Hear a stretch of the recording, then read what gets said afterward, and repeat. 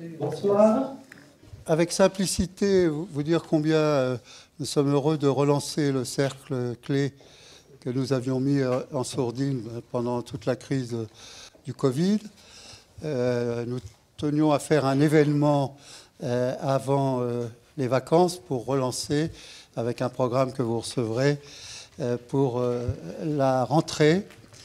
Je vous accueille dans la Fondation Eugène Napoléon, dont j'ai la chance d'être le vice-président. Très très heureux, excellence de...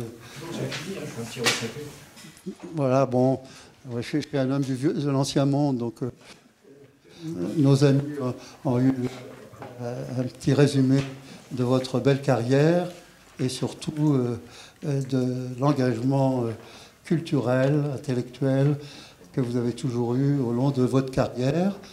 Mon grand ami Pascal Charvet, helléniste, ancien recteur, ancien directeur de l'ICEP, mais surtout vraiment linguiste et qui a fait, comme vous pouvez le voir, de beaux rapports pour le ministre Jean-Michel Blanquer sur deux thèmes extrêmement intéressants, évidemment, et centrales pour l'éducation nationale. L'un sur l'orientation, et je crois que vous l'avez fait, tu l'as fait avec un collègue qui est là, que je salue aussi, inspecteur général aussi. Et puis aussi ce très beau rapport sur les humanités après la désastreuse politique de la ministre Najat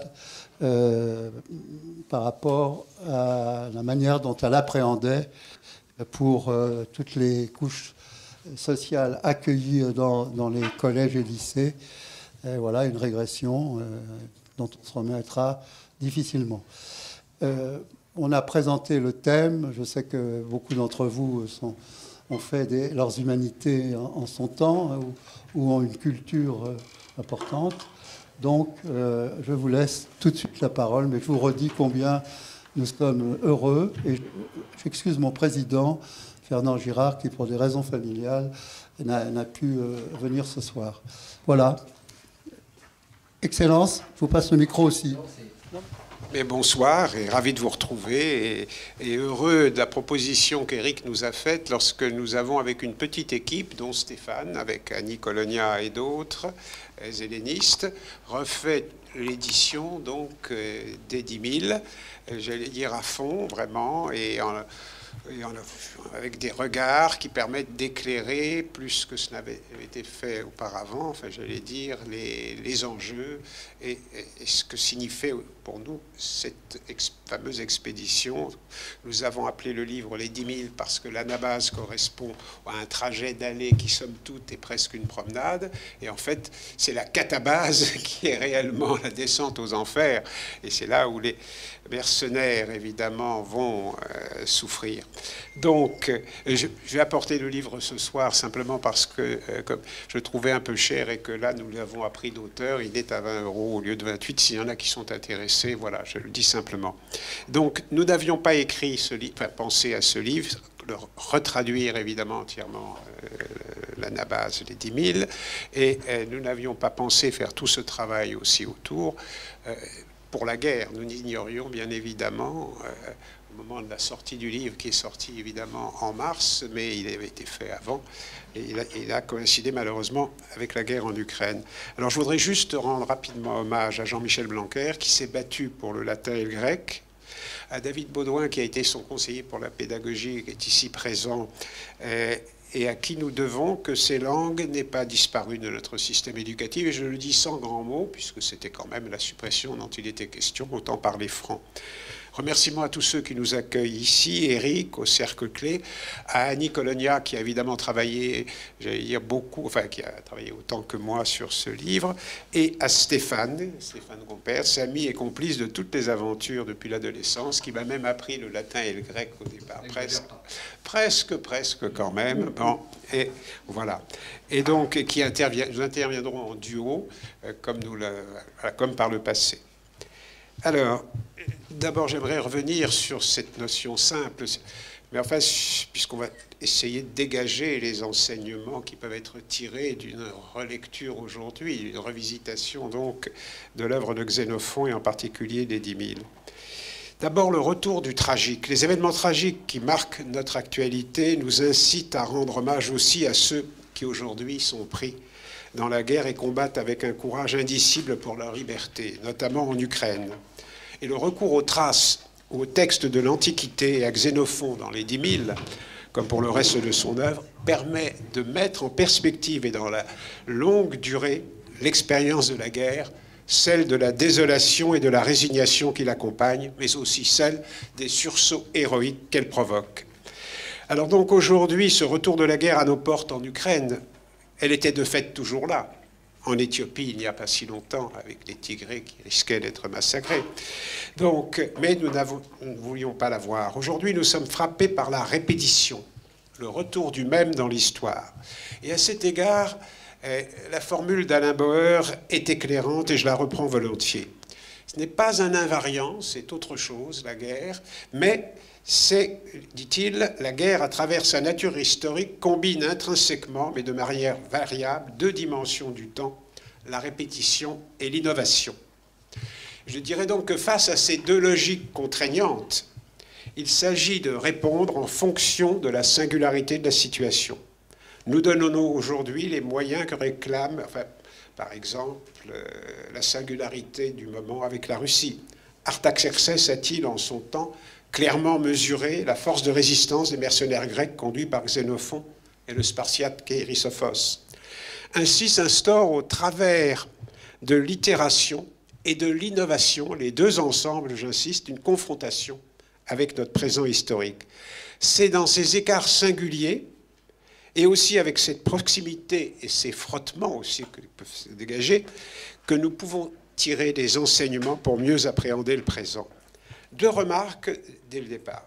Pour ce qui est de la répétition simple, de la répétition tragique, depuis les Perses d'Échille, plus précisément depuis la presse, c'est la première, presque, il y en a eu une autre avant, mais enfin, qui n'a pas eu de succès, c'est la presque première des tragédies de guerre, jusqu'au massacre du Donbass, lorsqu'il s'est agi de la guerre, de la représenter et de réfléchir sur son honneur, sur la détresse des victimes, cela a toujours été un face-à-face exigeant.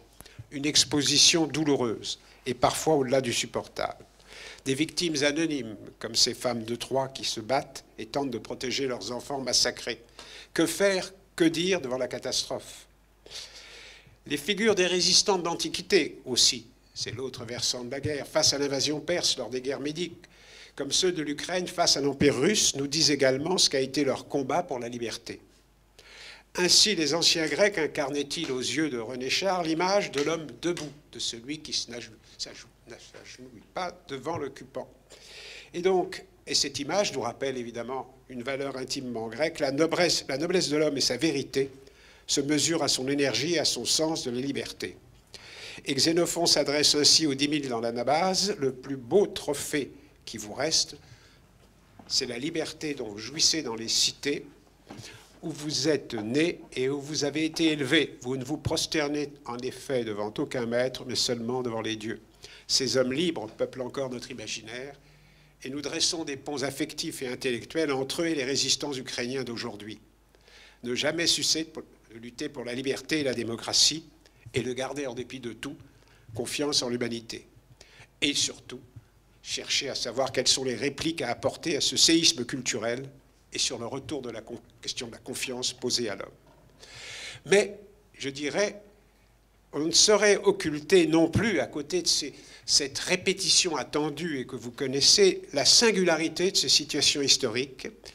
Et ces généralités, aussi cruciales soient-elles, sont à terme nécessairement simplifiantes. Et pour les cerner précisément, nous allons dans un premier temps rappeler le contexte historique, géopolitique et militaire du 5e siècle avant Jésus-Christ et nous arrêter d'abord sur quelques concepts rapidement paradoxaux qui donnent à penser et à réfléchir aujourd'hui.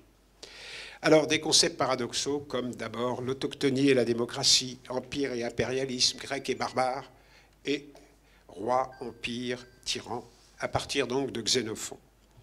Donc d'abord se défaire des stéréotypes. Et j'irai vite car beaucoup ici les connaissent déjà, des concepts clés comme celui de l'autochtonie en disent long sur les Athéniens. Et il faut les lire précisément. Les Athéniens n'habitent pas Athènes, ils sont Athènes. Les mythes fondateurs leur enseignent qu'ils sont fils de la terre d'Attique et que c'est leur propre groupe humain issu d'ancêtres communs qui constitue la cité. Donc, pour un Athénien, l'attachement à sa terre de naissance est un lien vital, aussi fort que celui qui le lie à sa famille. Il est comme une plante, le produit de sa terre. Notre terre, dans le Ménexène de Platon, il est dit qu'une bonne terre produit des hommes de bonne qualité, une mauvaise terre des hommes de piètre valeur. Mais on est bien loin du droit du sol.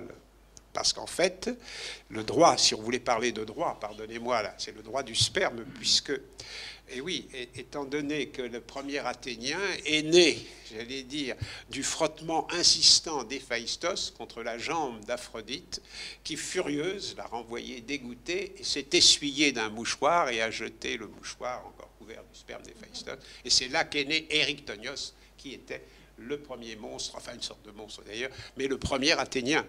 Donc, voilà. Donc, si vous voulez, la conséquence politique, elle est claire. C'est une démocratie fermée, fermée à l'extrême, autant que les Spartiates, et si ce n'est plus que les Spartiates. L'étranger est banni d'emblée, ne l'oublions pas. Le pouvoir ne peuvent diriger le destin de la cité que ceux qui en sont issus, les autochtones, c'est-à-dire au sens propre, ceux qui sont donc nés, comme je le disais, du sang de la terre. Donc, et ce sens de l'autochtonie ne fera que se renforcer tout au long du Ve siècle. Je rappelle que c'est à la fin du Ve siècle que se situe effectivement l'épisode des 10 000.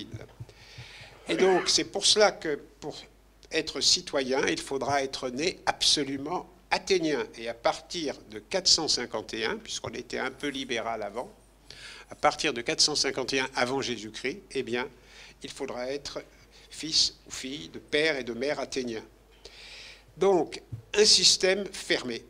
Et je voulais simplement pour que vous compreniez, parce que c'est Maurizio Bettini qui aime bien opposer les deux mythes, même, j'allais dire, et il n'a pas tort. Le mythe, je quitte une seconde, si vous voulez, ce terrain, tout en disant d'abord que si on doit en tirer une leçon, c'est que l'exaltation de la terre-patrie, on la sent aussi chez les Ukrainiens aujourd'hui. Et c'est quelque chose d'assez beau, on a oublié. Et c'est vrai que...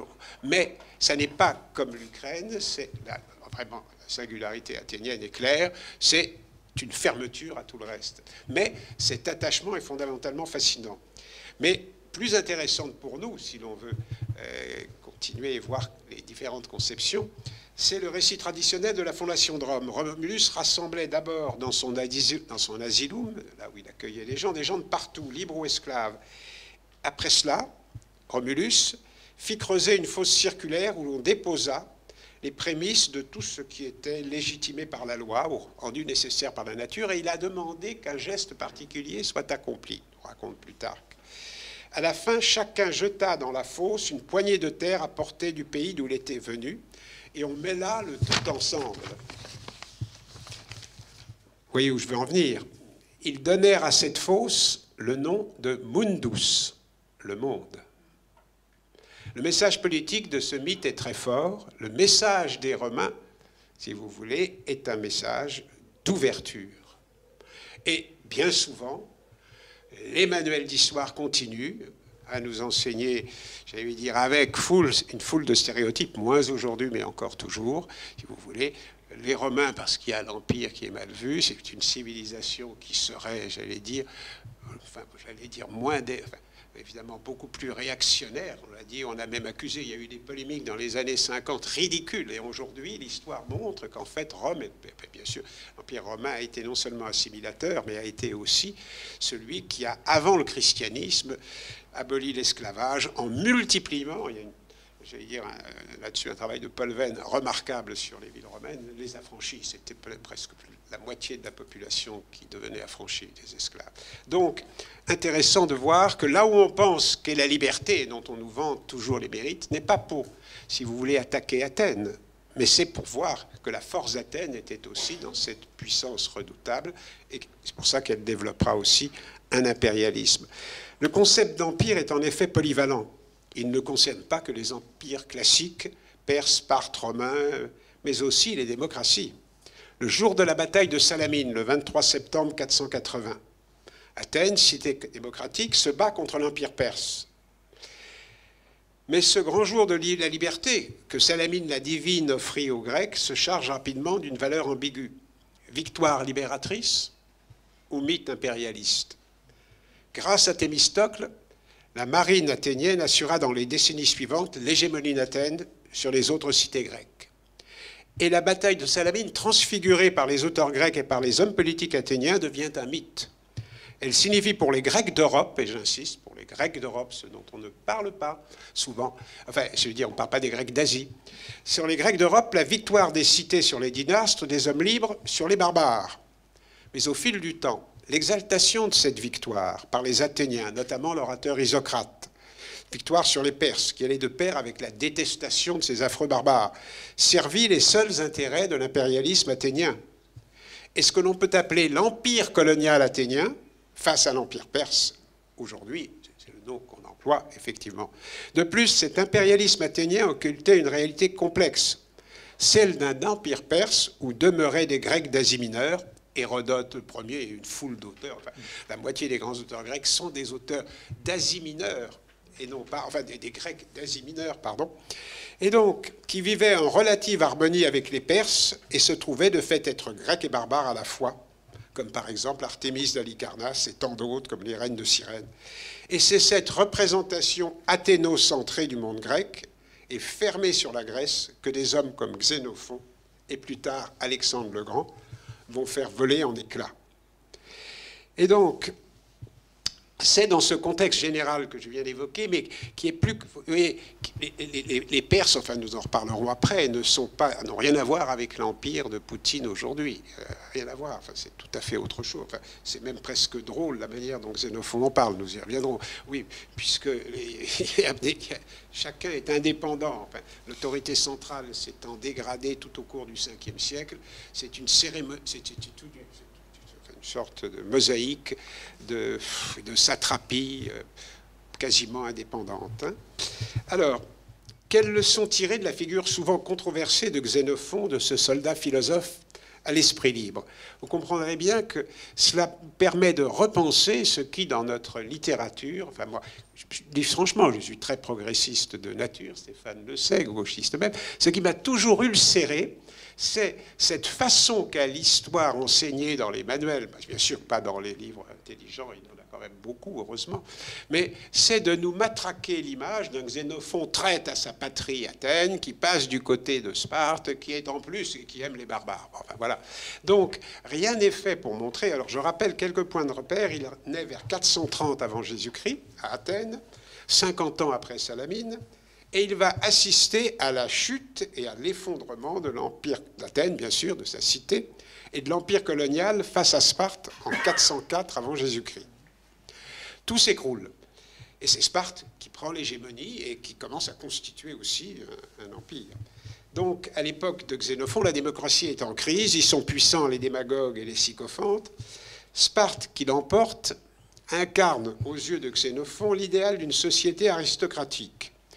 Par aristocratique, ça veut dire que, mais ça ne veut pas dire qu'il y a des aristocrates et des non-aristocrates dominés. Non, ils sont tous égaux. Ce sont des aristocrates, tous égaux, tous homoioi, puisqu'ils se nomment, et la Révolution française reprendra évidemment cette appellation, ce sont les semblables. Ils sont les semblables, tous semblables. Donc, vous voyez, on a une égalité, mais une égalité de l'excellence. Bon. Alors, Xénophon, disciple de Socrate, dont le cœur est athénien, est un admirateur de Sparte et un aristocrate en ce sens affirmé. Il sera donc rejeté par une grande partie de ses concitoyens qui finiront par l'exiler. Et ce philo-spartiate est aussi un franc-tireur sur la question des Perses, impénitent. Ses ennemis héréditaires d'Athènes, ils ne sont pas nécessairement pour lui des barbares haïssables. Il va les combattre, mais à aucun moment, et Calvino en parle merveilleusement bien dans une de ses lectures, à aucun moment il n'y a ni de mépris colonial, ni en quoi que ce soit. Il y a un rapport d'homme à homme, de combattant à combattant, mais rien de plus. Il est totalement en dehors de l'idéologie athénienne à cet égard. Donc, qu'aime-t-il chez eux? Eh bien, il admire leur civilisation raffinée. Et d'ailleurs, ces aspects paradoxaux ont été, si vous voulez travailler plus loin là-dessus, fort bien analysés par Vincent Azoulay dans ses travaux et par Pierre Briand et ses équipes. Et resitué dans ce contexte historique, l'on comprend pourquoi Xénophon, aux idées libres et fortes, va prendre la route après avoir consulté Socrate, son maître, sur sa décision. Et donc, il va rejoindre tout l'entourage de Cyrus, qui se trouve évidemment en Lydie, c'est-à-dire en Asie mineure. Il va parcourir, je vais très vite, je ne vais pas vous raconter la Nabase ou les 10 000, hein. Il va parcourir d'est en ouest près de 2850 km en direction des Hautes-Terres, ce qui constitue la Nabase, et puis la montée proprement dite, et pour arriver près de Babylone, à Cunaxa. Alors, je reviendrai tout à l'heure sur la bataille de Cunaxa parce qu'elle est intéressante pour comprendre ce qu'est la tactique et la stratégie grecque. Et donc, après la bataille qui a été apparemment gagnée par les Hoplites, mais apparemment seulement, et de l'autre côté, j'allais dire, la tentative de négociation malheureuse du général, enfin du stratège en chef Cléarchos, qui croit naïvement que les Perses vont évidemment négocier alors qu'il les a quand même attaqués. Et donc, ça se termine tragiquement. Les chefs grecs sont convoqués à un grand banquet, à un grand festin, où ils doivent être évidemment... j'allais dire, on doit leur dire à quel point on va les raccompagner, les combler d'honneurs et de cadeaux. Évidemment, un petit drapeau rouge monte, c'est un signal que rappelle à ce moment-là Hérodote. Monte tout simplement, pas Hérodote, pardon, rapporte plus tard qu'un petit signal rouge monte et c'est l'ordre de massacrer tous les chefs grecs qui sont venus. C'est-à-dire, il n'y a plus un seul chef dans l'armée, ni des commandants, enfin il reste un ou deux commandants de compagnie, ils sont appelés les locages, tous ont été tués. Et là commence véritablement l'aventure de Xénophon et de ses mercenaires. Donc ils sont sans aucun chef, puisqu'ils ont tous été exécutés, à plusieurs niveaux, enfin, les stratèges, les commandants de compagnie, etc. Et la nuit même, enfin le soir même après la nouvelle de l'exécution, avec cette chose assez belle, il y en a un seul qui a réchappé et qui leur a annoncé, comment l'ont-ils su, et qui est arrivé, c'est un des commandants de compagnie qui est arrivé comme le roi Renaud, tenant ses tripes dans ses mains. Il arrive vers eux et il leur dit, ils nous ont tous, enfin voilà. Et donc, c'est là que commence véritablement l'aventure de Xénophon, qui deviennent alors les 10 000. Xénophon a un songe, parce qu'il est très religieux, et voit la maison de son père flamboyer sous les éclairs de Zeus, dessinant comme un cercle de lumière. Alors la lumière, il l'analyse, je vais aller plus vite, comme un signe positif, le cercle comme le signe de l'enfermement. Donc il réveille tous ses compagnons, enfin, ceux qui restent, les commandants d'abord, qui restent évidemment encore en vie, enfin, qui n'étaient pas allés, quelques-uns n'y étaient pas allés, et il parvient à les convaincre qu'il n'y a pas d'autre issue que celle de se mettre en route pour revenir chez eux, tout en combattant à mort leurs ennemis. Là-dessus, la détermination est claire. Il ira jusqu'à dire aux soldats plus tard, en souvenir de l'Iliade, « Dévorez-les vivants », comme le dit évidemment Achille. Lors de cette assemblée, il est élu chef de corps, c'est-à-dire stratège, de l'armée des 10 000 avec d'autres. Et commence alors la descente. Et il va là jouer un rôle déterminant, la descente vers les Hautes-Terres, jusqu'à évidemment la mer, où il y a le fameux cri de Thalassa, Thalassa. Et ils vont traverser les territoires dont Stéphane vous parlera tout à l'heure, des Cardouques, des Arméniens, mais tout cela dans des conditions effrayantes. Hein. C'est-à-dire que d'emblée, ils n'ont plus rien, en fait. Hein. Mais c'est là où on voit, j'allais dire, la promptitude de réaction d'un leader. Ils sont prisonniers de la phalange, qui est lourde. Immédiatement, Xénophon adopte un dispositif pour la rendre plus fluide. Ils n'ont plus de cavalerie, il faut trouver des chevaux. Ils n'ont plus d'archers ni de frondeurs, il faut les recréer. Mais comme il y a toujours des Rhodiens ou des spécialistes dans les 10 000, tout cela se fait dans la nuit et le lendemain. Parce que maintenant, ce qui va se passer, c'est que ces hoplites, qui chacun porte 35 kilos d'armes, doivent avancer, ce qu'ils ne portent pas normalement avant les combats. Là, c'est un combat de près de 3000 km qui commence, pas toujours, il y a des moments où, mais presque tout le temps. Si vous voulez, c'est des combats portant, ils avancent en combattant.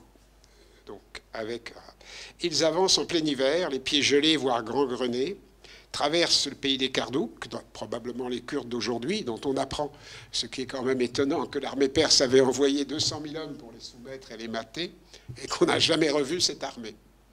Et il n'y a pas que Xénophon qui le dise. Donc, enfin là, c'est pas pour dire que la situation est identique, c'est pas le même endroit exactement. Mais enfin, ces fameux Kardouks ont toujours donné du fil à retordre dans l'histoire, c'est le moins qu'on puisse dire. Et puis ensuite, le territoire des Arméniens, il n'y a qu'un peuple qui les accueille à bras ouverts, ce sont les Macrons. Oui, ah ben c'est vrai, je n'invente pas.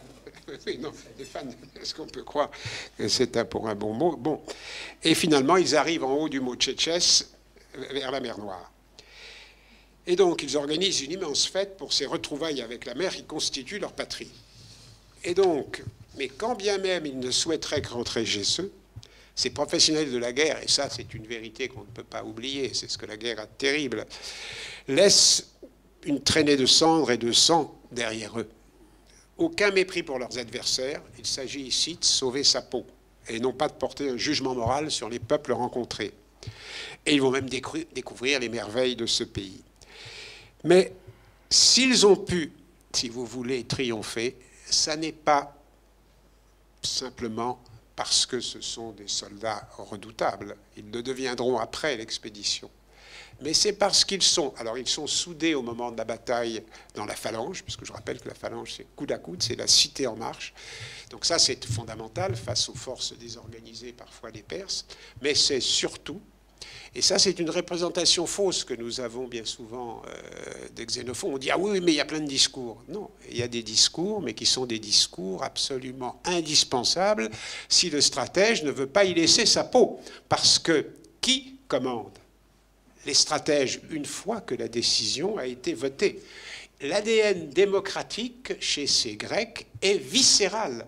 Xénophon, athénien et spartiate, c'est pareil dans l'armée spartiate, ce sera pareil dans l'armée macédonienne. Quand Alexandre le Grand voudra traverser le Gange, pas question. Les soldats disent non. Et il est obligé, tout Alexandre qu'il soit, de se soumettre à la décision de l'Assemblée des soldats. Et donc, ces hommes, j'irai vite sur ce qu'ils sont, ces mercenaires, hein, mais ils sont bien sûr salariés, ils viennent de toutes les strates de la société et de régions fort diverses.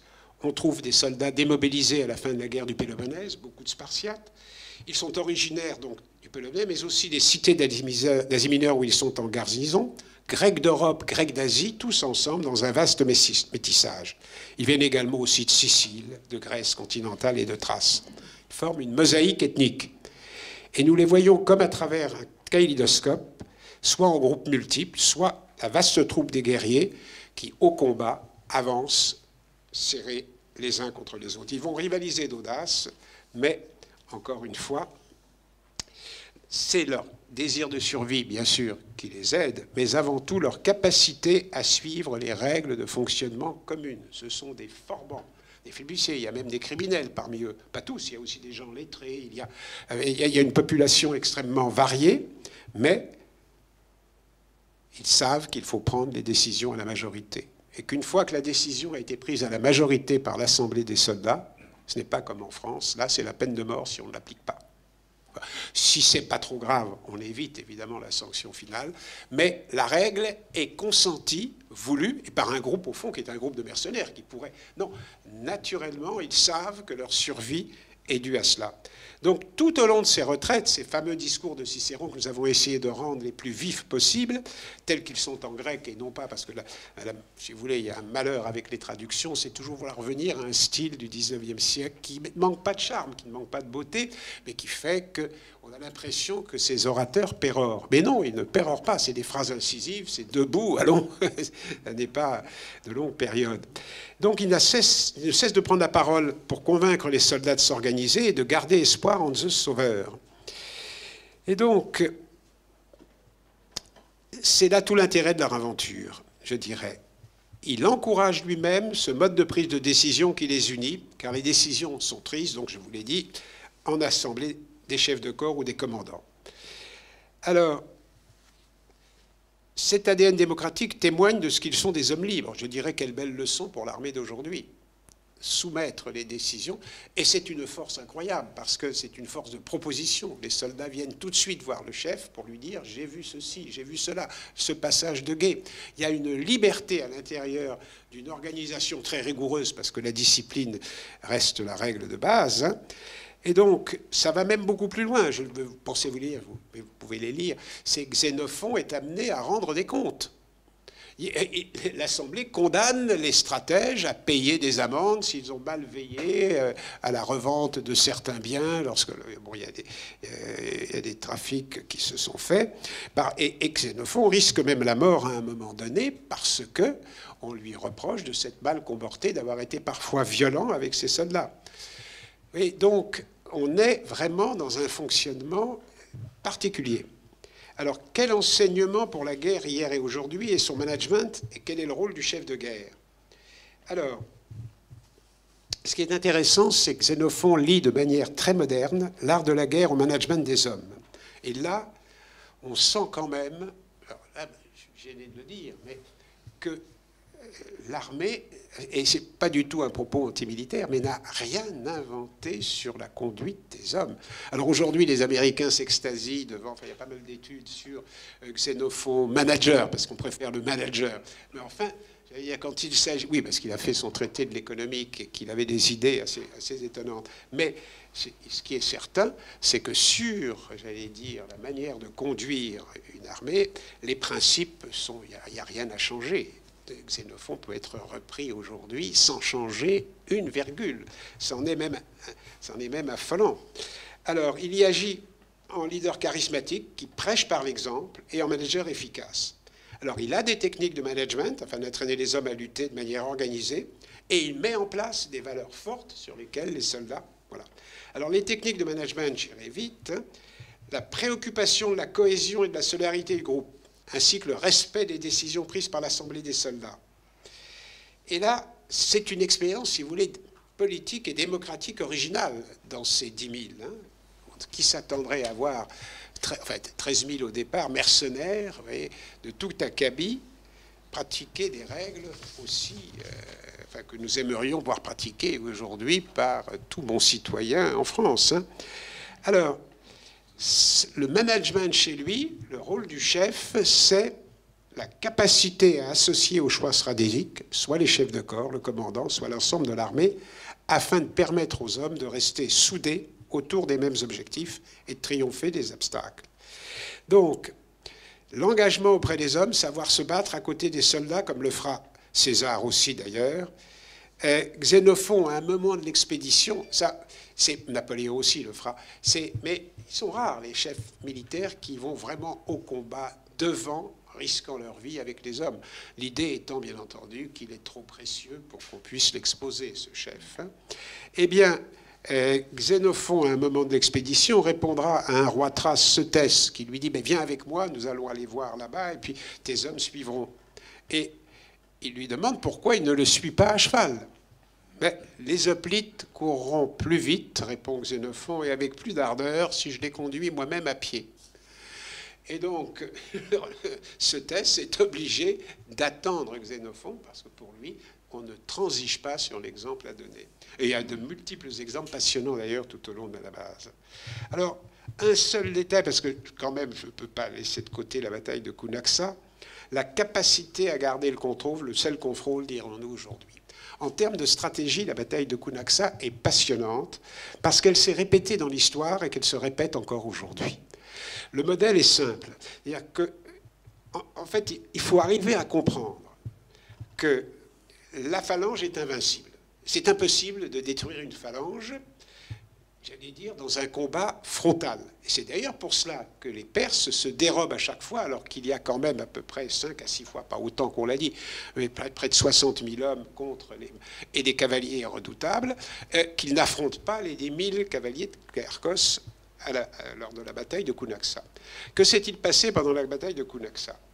C'est que Cléarque sait que le danger, c'est d'être enveloppé par les ailes, Cléarchos qui est le chef à ce moment-là, que vénère beaucoup Xénophon, c'est que l'idée, c'est de ne jamais être enveloppé par les ailes, parce que la stratégie perse, la stratégie des plus nombreux, est toujours la même, c'est amener dans la plaine, évidemment, la phalange grecque, et là, on ne l'attaque pas.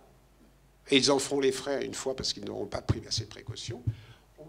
la cavalerie, aussi nombreuse qu'eux, les entoure, et là, on fait venir les frondeurs, et on les tue petit à petit, à coups de flèche, de front, enfin, et les archers aussi.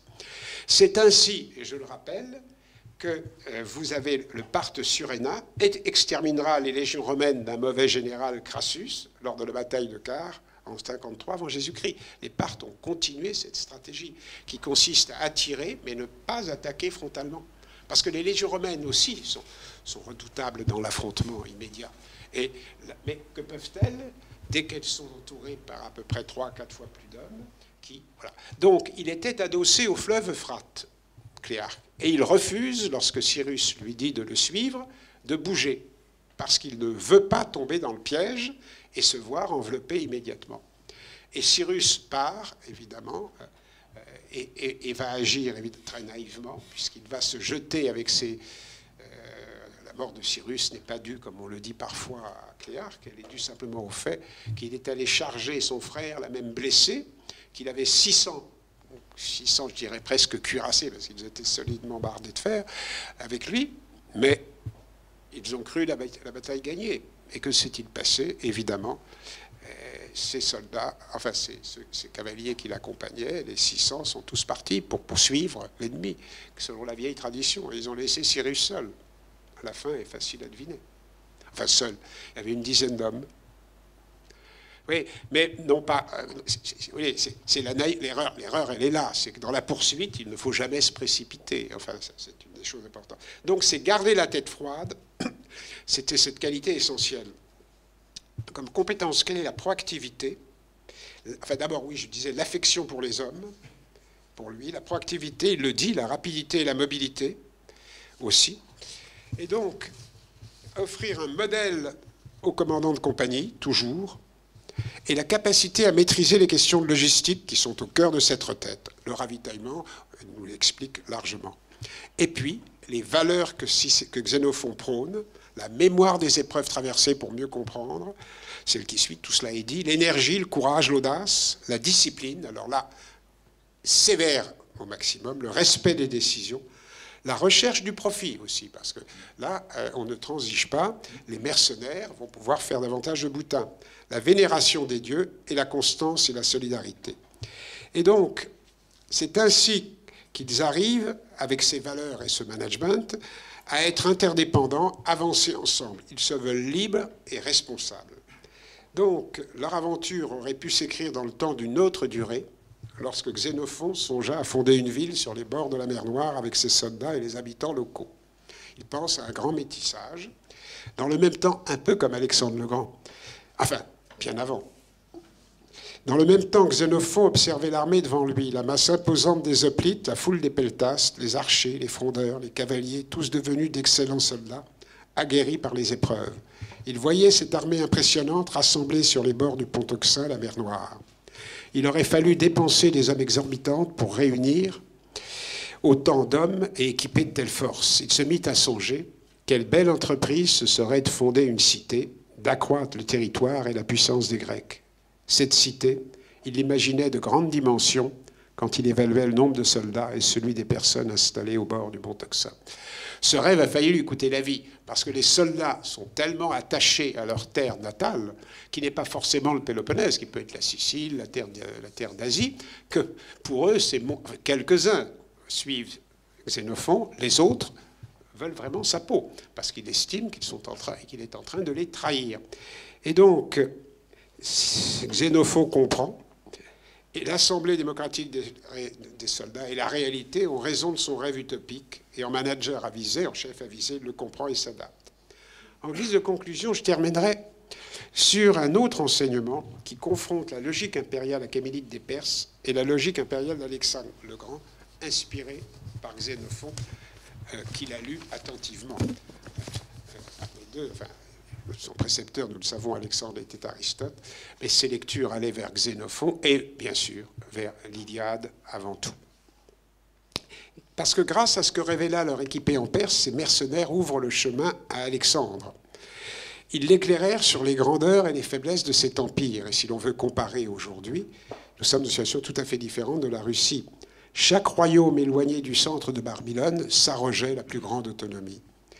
Donc, Darius avait essayé de créer des envoyés spéciaux qu'on appelait l'œil et l'oreille du roi, qui faisaient des inspections périodiques. Mais rapidement, je vous le disais tout à l'heure, les satrapes devinrent indépendants. Et donc, cet empire est extrêmement distendu. Il n'est plus du tout centralisé, puisque le pouvoir central s'est défait. Et les 10 000 mercenaires prouvèrent que 10 000 pouvaient déterminer, marcher de la Babylonie à la mer Noire, combattre toutes les armées qui ont été mises sur leur route. Et donc, c'est pour ça que je voudrais insister sur cette logique de l'affrontement des logiques impériales. Parce que d'un côté, vous avez la logique impériale de l'Empire perse, que voulait évidemment lui aussi instaurer Alexandre, grec du Nord, mais avec en parallèle la diffusion de l'hellénisme. Et les conditions de la propagation de l'hellénisme et sa vocation à l'universalité sont inséparables de la geste guerrière d'Alexandre le Grand, qui brisa le cadre autochtone de la Grèce. Et cela, c'est la révolution hellénistique, ce que voulait déjà Xénophon. Et pour vous montrer que Xénophon, en fait, était un novateur. Et donc, Alexandre le Macédonien, lui-même hellénisé, au sens étymologique du terme, parce qu'il est macédonien, a été le grand passeur d'une nouvelle logique de pouvoir, l'hellénisme. Son règne marque le commencement d'un âge et d'un espace nouveau, celui d'une culture conquérante qui ne va jamais cesser de se répandre bien au-delà des territoires précisément hellénisés. Et là commence l'empire hellénistique d'Alexandre, mais qui vit très vite, parce qu'il meurt très vite, évidemment, qui se dissout en royaume. Donc, d'un côté, Alexandre croit à cette hellénisation du monde, à cette possibilité de faire vivre sous la même loi de raison tous les hommes, comme Xénophon aussi. Et cela, contrairement à son ancien précepteur Aristote, qui n'y croyait pas. Toutes les Alexandries qu'il fonde de par le monde oriental scandent dans ce nouvel empire qu'il appelle de ses voeux, ce rêve d'universalité. Donc, parce que l'expansion dynamique de l'hellénisme a été due avant tout, aux conquêtes d'Alexandre. Et il faut un pouvoir fort pour tenir les rêves d'un empire conquérant. Et là, Xénophon réfléchit sur ce sujet dans la Cyropédie, et comme Alexandre, il est conscient qu'il faut un roi, bien sûr, que le fonctionnement peut être parfois démocratique, mais la question n'est pas là, que c'est un roi qui doit être... Alors pour Xénophon, la solution, évidemment, elle est un peu simple, trouverons-nous, mais elle n'est pas sotte, c'est l'éducation bien conduite du roi. Faire du tyran éventuel un bon dynaste, juste, généreux et loyal. Et donc, ce sur quoi je voudrais terminer, c'est que celui que l'on a présenté comme le soldat civilisateur, que même Jaurès, dans ce premier discours, quand il était jeune à l'Alliance française, a vanté comme, j'allais dire, le premier colonisateur de talent qui apprenait, créer des écoles pour apprendre le grec aux Perses. Oui, le texte, je l'ai, je ne le lis pas là, mais il ne manque pas d'intérêt. Donc, c'est également cette dimension coloniale, glorieuse et impériale. Pour ça, d'un côté, vous avez l'Empire perse qui n'a pas, finalement, si on veut regarder aujourd'hui et en tirer le son, qui est resté un empire qui a permis aux gens de vivre quand même pendant des générations, si vous voulez, dans une paix relative, il faut le dire. Et de l'autre côté, vous avez quand même ces Grecs, il faut aussi le reconnaître, capables du même comportement, enfin pas du même comportement que les Perses, mais d'être beaucoup plus agressifs, beaucoup plus conquérants. Et c'est ce qui amène Albert Camus, qui avait quand même regardé cela de près, à prôner dans l'exil d'Hélène un retour à la Grèce autochtone, la seule vraie Grèce à ses yeux. Oubliant la grandeur des Grecs, nous avons préféré la puissance qui singe la grandeur. Alexandre d'abord, et puis les conquérants romains que nos auteurs de manuels, par une incomparable bassesse d'âme, nous apprennent à admirer. Nous avons conquis à notre tour, déplacé les bornes, maîtrisé le ciel et la terre. Notre raison a fait le vide. Enfin seul, nous achevons notre empire sur un désert. Oui, cette logique impériale, évidemment, dont devrait se souvenir Poutine. La critique de Camus est double, je termine là-dessus. D'une part, sa conception de l'hellénisme joue sur l'opposition de la grandeur à la puissance. Car l'histoire a mis l'accent sur l'aspect envahissant que signifiait la puissance. Envahissant, c'est peu de choses lorsqu'on pense à Poutine. Et le second corrélatif, est ce que nous avons retenu, nous avons entretenu en nous construisant, mais Camus pense surtout à la politique coloniale de la France, une image fausse de la Grèce. L'épée plus que la plume, le triomphe plus que l'interrogation. Nous aussi, nous l'avons repris. Et ainsi Camus plaide pour l'esprit grec et non pour son expansion séculière et impérialiste à travers le monde, ou pour une conception de l'histoire contre une conception de l'histoire qui ne respecterait que les réussites, c'est-à-dire les preuves de puissance. Autant de questions et réflexions qui croisent celles de la puissance, j'allais dire, géopolitique et de ses incarnations à l'époque et aujourd'hui, surtout aujourd'hui, auxquelles Stéphane va répondre maintenant.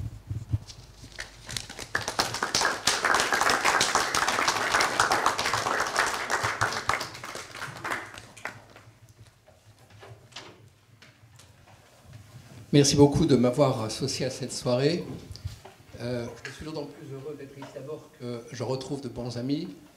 Le préfet Bernard Courtois, qui m'avait très gentiment accueilli quand j'étais stagiaire, quand il était sous-préfet. Je vais dire préfet du Beaujolais, sous-préfet à Villefranche-sur-Saône. Et j'ai passé des semaines à la fois extrêmement agréables et instructives. Donc encore merci Bernard. Et puis mon ami Philippe Lessen, avec qui j'ai travaillé sur l'océan Indien quand il était en charge précisément de l'océan Indien et que j'étais directeur d'Afrique au Quai d'Orsay. Et en fait, cette soirée, pour moi, c'est une soirée de retrouvailles parce que, bien sûr, je retrouve mon ami Pascal. Ça fait plus d'un demi-siècle que nous sommes comme des frères. Et nous avons fait pas mal de choses ensemble, y compris d'ailleurs des bouquins. On avait commencé avec Ionesco, avec une petite présentation pour les étudiants du Roi Semeur de Ionesco. On avait fait aussi participer à un livre collectif sur les textes de théâtre. Et puis tu m'avais fait aussi, tu avais traduit le chapitre de la géographie de Strabon. Je ne peux pas m'empêcher de dire pour ce récit théâtral au nom d'une association à but non lucratif. Oui, tu as raison. C'est le seul livre qui s'est vendu à 300 000 exemplaires et pour lequel nous n'avons pas touché un centime. Mais nous en sommes fiers. Alors aujourd'hui, il vaut mieux en être fier. Mais ce récit théâtral, oui, a été diffusé dans toute la francophonie. Absolument. Et puis tu m'avais aussi proposé d'écrire une postface à la traduction que tu avais faite de la géographie de Strabon, enfin d'une partie de la géographie de Strabon qui portait sur l'Égypte. Et déjà, c'était un petit peu la préfiguration de ce petit travail, cette préface modeste préface que j'ai faite sur les 10 000, la nouvelle traduction de l'Anabase. Et j'ai retrouvé un double intérêt à ce travail que je voudrais essayer de vous expliquer brièvement ce soir. D'abord, bien sûr, en tant qu'ancien helléniste, parce que nous avons fait du grec ensemble. Et c'est vrai que l'Anabase de Xénophon, c'est un texte qu'on donne souvent à lire, à traduire au lycée. Et je veux dire que, et là je rejoins tout à fait ce que dit Pascal, comme sur l'autre point d'ailleurs, on donnait de Xénophon, je ne sais pas comment c'est maintenant, mais une image un petit peu déformée, un petit peu condescendante. Xénophon, c'était d'abord un sale type qui avait été faire la guerre pour gagner du pognon au service d'un roi perse contre son frère, donc c'était un mercenaire. Et puis en plus, c'était un disciple de Socrate, mais qui n'avait pas du tout la profondeur de Platon. Il avait écrit un banquet, mais ça ne valait pas du tout le banquet de Platon. Et du coup, on traitait Xénophon avec un certain mépris.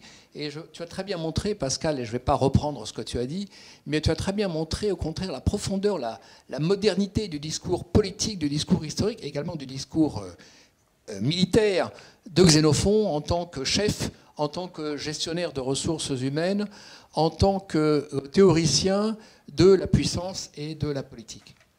Et puis, naturellement, en relisant l'Anabase dans la très belle traduction que Pascal et Annie Colonia ont faite, j'ai naturellement réagi en tant que diplomate.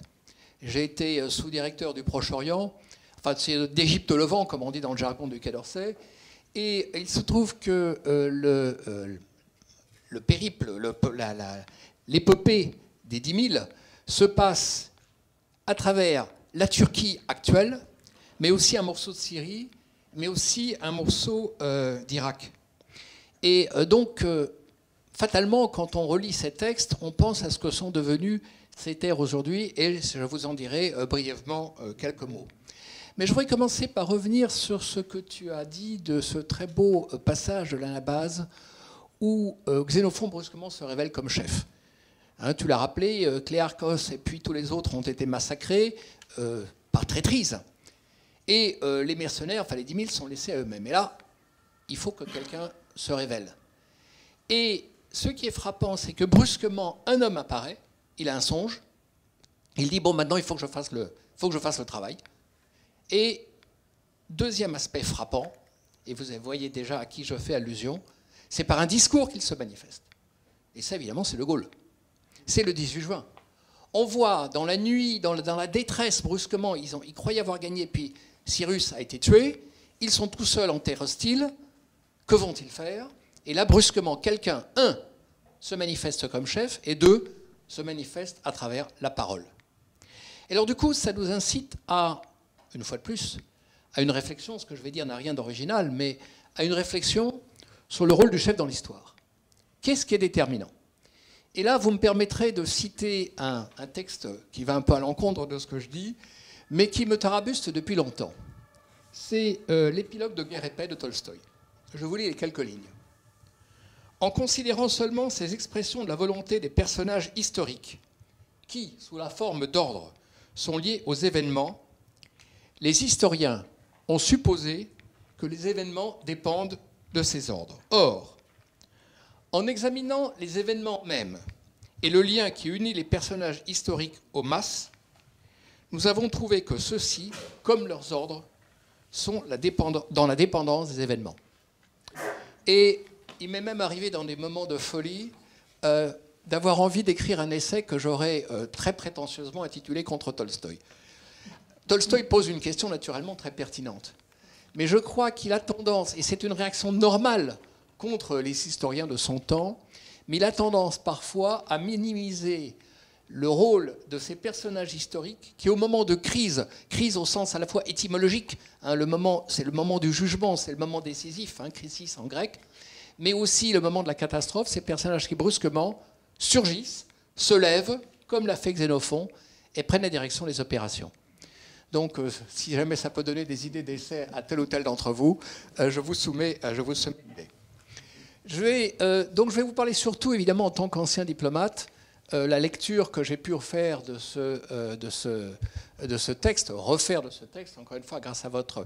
C'est une très bonne traduction parce qu'elle évacue les archaïsmes. C'est vraiment du langage de notre époque. Tu parlais de commandants de compagnie, de généraux, et ça se lit avec un très très grand plaisir. Mais en plus, naturellement, on pense, tu as parlé de l'Ukraine, j'en dirai aussi un mot, mais on pense au monde tel qu'il est aujourd'hui. Donc je vais essentiellement parler de deux points. D'abord, les visages de la guerre. Je ne vais pas essayer d'éviter de reprendre ce que tu as dit. À travers trois questions. Les mercenaires, jadis et aujourd'hui, et dans l'histoire. Le rôle de l'eau dans la guerre, le rôle des fleuves. Et puis la question des crimes de guerre. Tout d'abord, les mercenaires. Comme Pascal vous l'a dit, comme je vous l'ai dit aussi, on a des 10 000, on a des hommes de Xénophon lui-même, une image un petit peu, facilement un peu péjorative, parce que ce sont des gens qui, pour de l'argent, dans l'espoir du butin, se sont vendus à un prince perse qui voulait détrôner son frère, donc à Cyrus, qui voulait détrôner Artaxerxès. Et Xénophon est conscient de ce reproche qu'on peut lui adresser. Et il essaye de se justifier. C'est une des choses, un des ressorts psychologiques intéressants dans les 10 000. Il trace de Cyrus, donc le prince pour lequel il a combattu, le portrait le plus élogieux possible. De tous les Perses qui vécurent après Cyrus l'Ancien, donc le fondateur de l'Empire perse, avant Cambyse, il fut le plus digne de régner et le plus apte à commander. Et Xénophon insiste notamment sur sa fidélité envers ses amis. Et il ajoute, et c'est une phrase intéressante, « Personne n'a été plus aimé que lui par les Grecs ou par les Perses ». Donc évidemment, il y a un but d'auto-justification. Et de façon un petit peu contradictoire, Xénophon dit qu'ils sont allés se battre, mais que Cyrus a attiré les mercenaires grecs sous un faux prétexte, parce qu'il n'a pas dit au début qu'ils allaient attaquer le roi des rois, Artaxerxès, mais qu'ils allaient combattre une peuplade qui s'appelait les Pisidiens. Donc, défense un petit peu contradictoire, mais qui prouve que Xénophon était conscient que le mercenaire n'avait pas forcément une très bonne idée. Cela dit, à travers tout le récit que fait Xénophon, et là, c'est ce qu'a dit Pascal, je me contente de le reprendre, on voit que ces hommes, certes, naturellement, cherchaient à faire du butin, cherchaient la gloire peut-être aussi, mais avaient une véritable curiosité pour les pays ou pour les peuples qu'ils traversaient. Et comme tu le dis dans le prélude du livre, ce sont, j'aime beaucoup ton expression, des héros de l'errance. Et c'est vrai qu'à travers, et j'en dirai un petit mot tout à l'heure à propos des peuplades auxquelles les Grecs de Xénophonte étaient confrontés, on voit chez Xénophon une intense curiosité, presque une curiosité ethnologique pour les peuplades qu'il traverse. Mais évidemment, la lecture de l'Anabase pose la question du rôle des mercenaires dans l'histoire. Nous avons tendance à penser que les mercenaires sont quelque chose d'un petit peu exceptionnel parce que, à l'époque moderne, nous vivons avec des armées nationales. Enfin, rappelons-nous l'histoire, rappelons-nous les armées médiévales, le rôle que les mercenaires ont pu jouer dans les guerres médiévales, surtout à partir du moment où la vassalité féodale a perdu de son efficacité. Et c'est au XIIe siècle, en Angleterre et en Italie, que s'est développé de plus en plus l'usage des mercenaires, notamment en Italie, lors des conflits entre cités, et qu'on a vu apparaître les fameux condottieri. En France, nous avons eu ce qu'on appelait les grandes compagnies, ou encore les routiers, et un des mérites du roi Charles V est d'avoir, avec l'aide de Bertrand du Guesclin, éradiqué les grandes compagnies. Plus tard aussi, à l'époque dite classique, on a l'exemple célèbre, nous connaissons tous le personnage de Götz von Berlichingen qui a donc 1480-1562, qu'on appelait main de fer et qui s'est illustré dans la guerre des paysans. Et comme vous savez, Jean-Paul Sartre en a fait le personnage principal de sa pièce Le diable et le bon Dieu. Et puis à l'époque moderne, naturellement, les exemples sont innombrables. Le fameux Bob Denard, qui s'est illustré, si je puis dire, au Katanga, au Yémen, aux Comores, et puis maintenant, et là nous revenons à l'Ukraine et à l'actualité africaine d'aujourd'hui, au fameux groupe Wagner. Aujourd'hui, les armées de mercenaires présentent un double avantage pour la puissance au moins un double avantage, je suis sûr que j'oublie des aspects, mais un double avantage pour la puissance qui les emploie. Le premier avantage, c'est que ces mercenaires peuvent encore plus facilement que les armées régulières s'affranchir des lois de la guerre. C'est-à-dire qu'elles peuvent massacrer, piller, violer. Ce sont les mercenaires, c'est pas nous. Le deuxième avantage, c'est que ça permet, et qui est lié au premier naturellement, c'est que ça permet à la puissance qui les utilise de ne pas apparaître sur le devant et de se dégager de sa responsabilité. Les Russes disent toujours, c'est pas nous qui massacrons des gens en République centrafricaine ou au Mali. Ce sont les mercenaires, nous sommes un pays de libre entreprise, je schématise à peine. Donc ces mercenaires font ce qu'ils veulent. Mais on sait naturellement qu'ils sont pilotés, financés, entretenus par le Kremlin. Deuxième sous-chapitre, deuxième rubrique sous laquelle la guerre menée par les soldats de Xénophon nous apparaît particulièrement intéressante, c'est l'eau et les fleuves. L'enjeu stratégique des fleuves. Ce qui est frappant, c'est de voir que 2000 ans après, ou presque, les fleuves, plus de 2000 ans après, 2400 ans, les fleuves ont gardé leur importance stratégique. Cette idée, j'y ai pensé notamment récemment en lisant le journal, c'était en mai, c'est le 14 mai pour être précis, un récit de la destruction par l'armée ukrainienne d'un pont flottant que les Russes avaient établi sur le Donetsk. Et là, je me suis dit, mais c'est Xénophon, c'est exactement ça. On fait des ponts de navires, on fait des ponts flottants parce que les ponts n'existent pas ou ont été détruits. Naturellement, l'adversaire essaye de les anéantir. Et ça a été un très grand succès pour l'armée ukrainienne. L'armée de l'air ukrainienne a diffusé des photos et des vidéos. Et apparemment, un bataillon entier aurait été détruit. Et on voit dans l'Anabase des épisodes tout à fait similaires. Je vous cite un passage parmi d'autres. Les Perses avaient peur que les Grecs coupent le pont et restent retranchés dans une espèce d'île. Et l'endroit deviendrait un bon refuge pour qui voudrait s'attarper au roi. Donc on voit le rôle stratégique des ponts, soit pour passer, soit au contraire pour empêcher l'ennemi de passer, et les moyens de substitution, notamment les ponts de bateaux. Par exemple, lorsque les soldats les mercenaires à la suite de Cyrus contre Artaxerxès, c'est au début de l'Anabase, franchissent le fleuve du Méandre. La largeur du fleuve à cet endroit est de 2 plaids. Je reparlerai du Méandre après à propos du du Büyük Menderes, c'est le nom qu'il porte maintenant en Turquie, à propos de la pollution. La largeur de ce fleuve est de 2 plêtres, c'est-à-dire une soixantaine de mètres. Cyrus le traversa sur un pont constitué de 7 bateaux reliés entre eux. Donc vous voyez, les techniques de la guerre de ce côté-là, missiles ou pas missiles, armée aérienne ou pas, n'ont pas beaucoup changé. Et naturellement, au Moyen-Orient, donc dans la zone que Cyrus et que Xénophon et les mercenaires ont traversé, ces techniques où le rôle des ponts reste essentiel. Parmi les sites détruits pendant la guerre civile syrienne figure le pont des Français de Deir ez-Zor.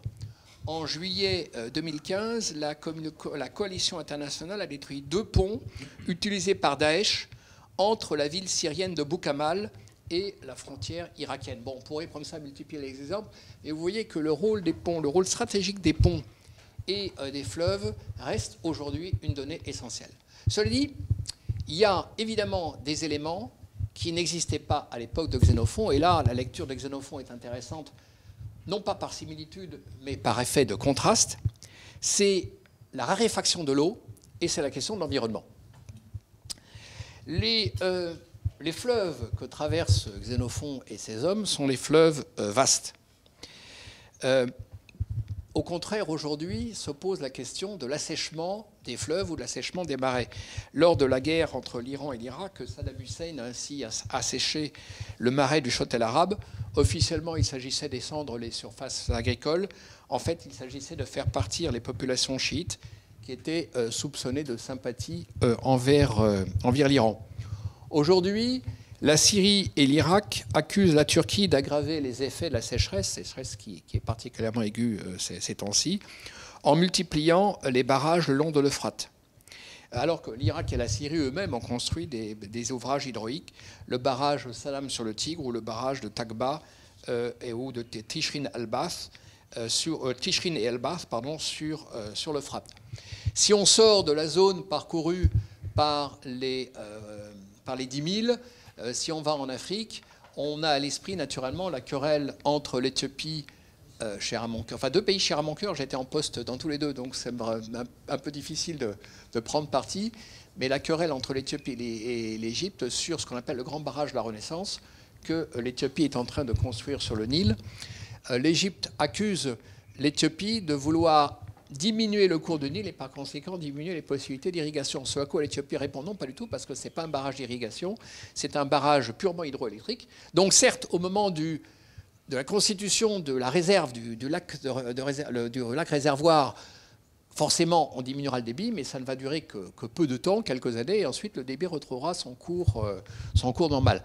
En fait, d'après ce qu'on m'a dit récemment, la crainte essentielle de l'Égypte serait que l'initiative éthiopienne donne des idées aux Soudanais pour qu'ils en fassent autant et que les Soudanais, eux, fassent des barrages d'irrigation. Enfin bon, je ne suis pas les choses au jour le jour. Enfin, l'Égypte est allée jusqu'à menacer l'Éthiopie de lui faire la guerre, ce qui me paraît un petit peu étrange parce que je ne sais pas très bien comment elle pourrait le faire en passant par-dessus du territoire du Soudan. Mais enfin, c'est une autre question. Toujours est-il qu'évidemment, à l'époque de Xénophon, la question de la rareté de l'eau ne se posait pas. L'assèchement, j'ai vu encore un exemple récent des effets de l'assèchement du Tigre dans un article de la Croix du 2 juin dernier, donc c'est tout récent. Des archéologues allemands et kurdes ont profité du très bas niveau de l'eau d'un réservoir au nord de Mossoul pour faire des fouilles et pour fouiller les ruines d'une cité qui date de l'âge du bronze, qui appartiendrait à l'ancien royaume du Mitanni. Il n'y a pas seulement l'assèchement, il y a aussi la pollution. Je vous disais un mot du méandre tout à l'heure qui a été compliqué à traverser. Le Büyük Menderes, qui est le nom actuel du méandre, est un des fleuves les plus pollués de Turquie. Et donc se pose à la fois la question de la préservation de l'eau, de la quantité d'eau disponible, mais aussi la question de la qualité. Qualité de l'eau. Daesh, à un moment, avait menacé de faire sauter le barrage de Takba. Heureusement, cette promesse ne s'est pas réalisée.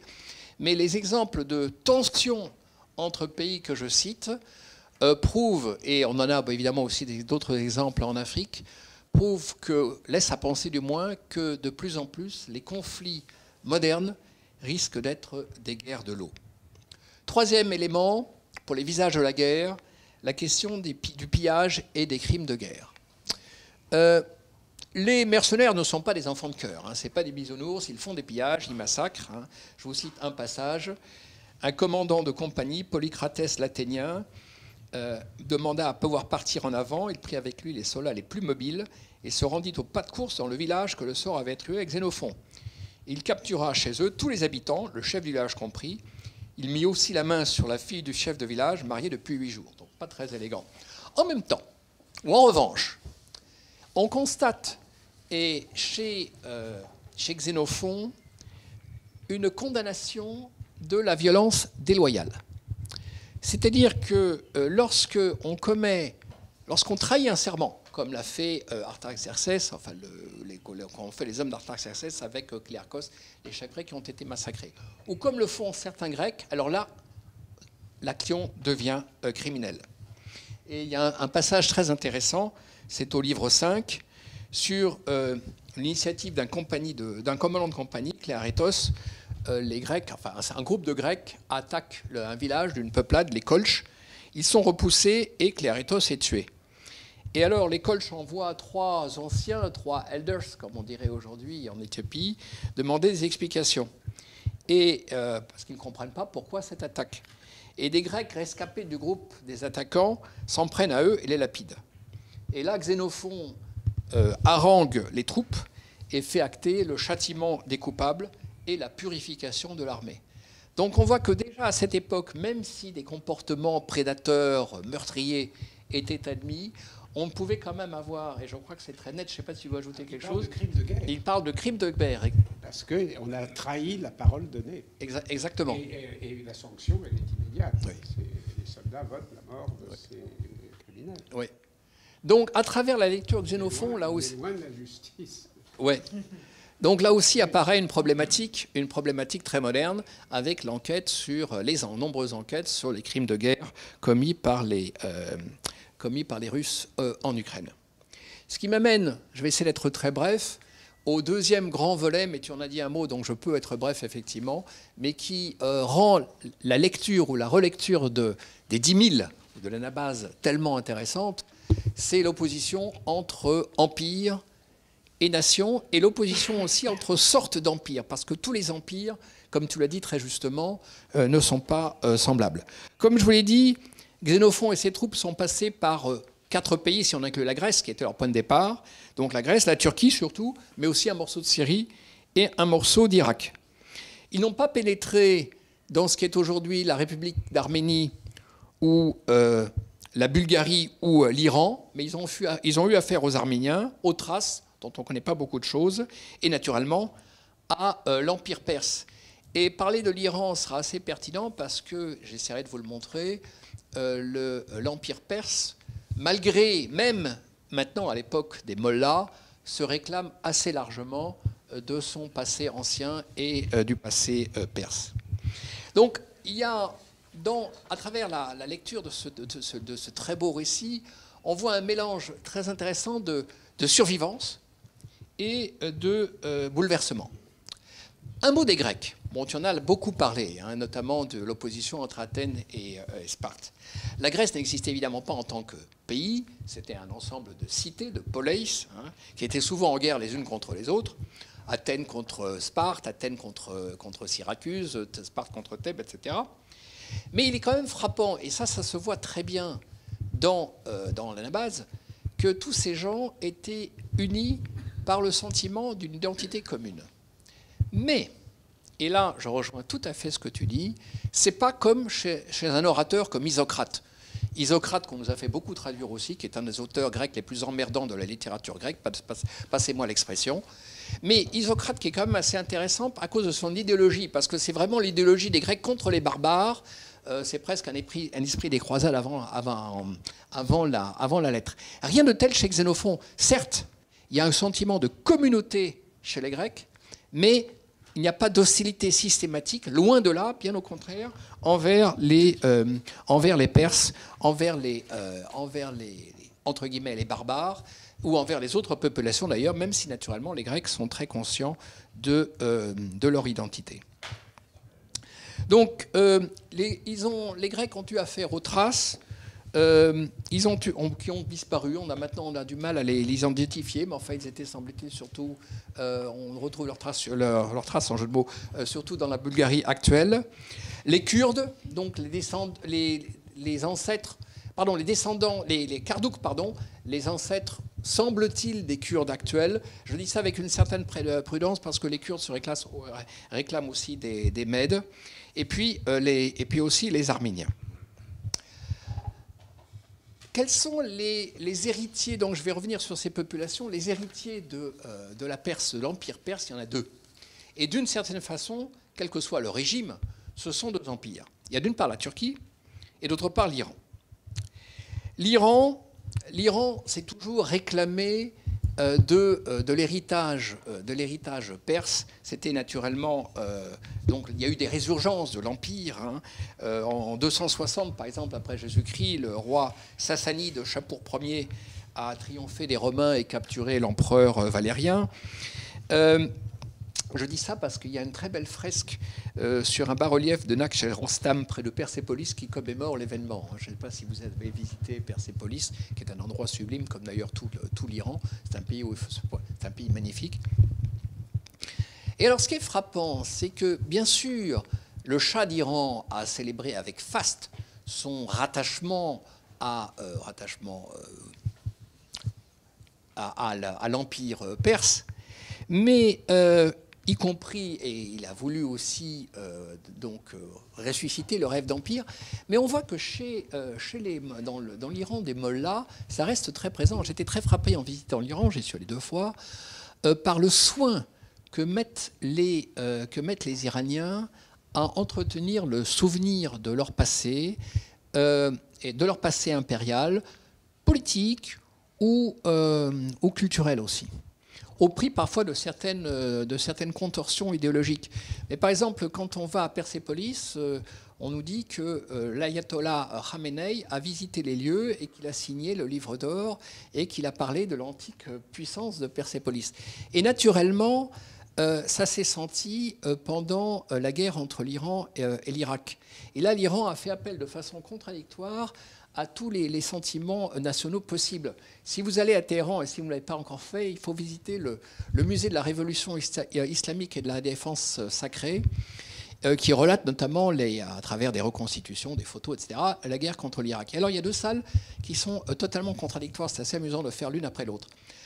Dans la première salle, on montre que toutes les communautés, et là j'anticipe déjà sur le rapport avec les populations, toutes les communautés religieuses ou ethniques de l'Iran ont collaboré à la lutte contre l'Irak, y compris les chrétiens, y compris les juifs, tout le monde.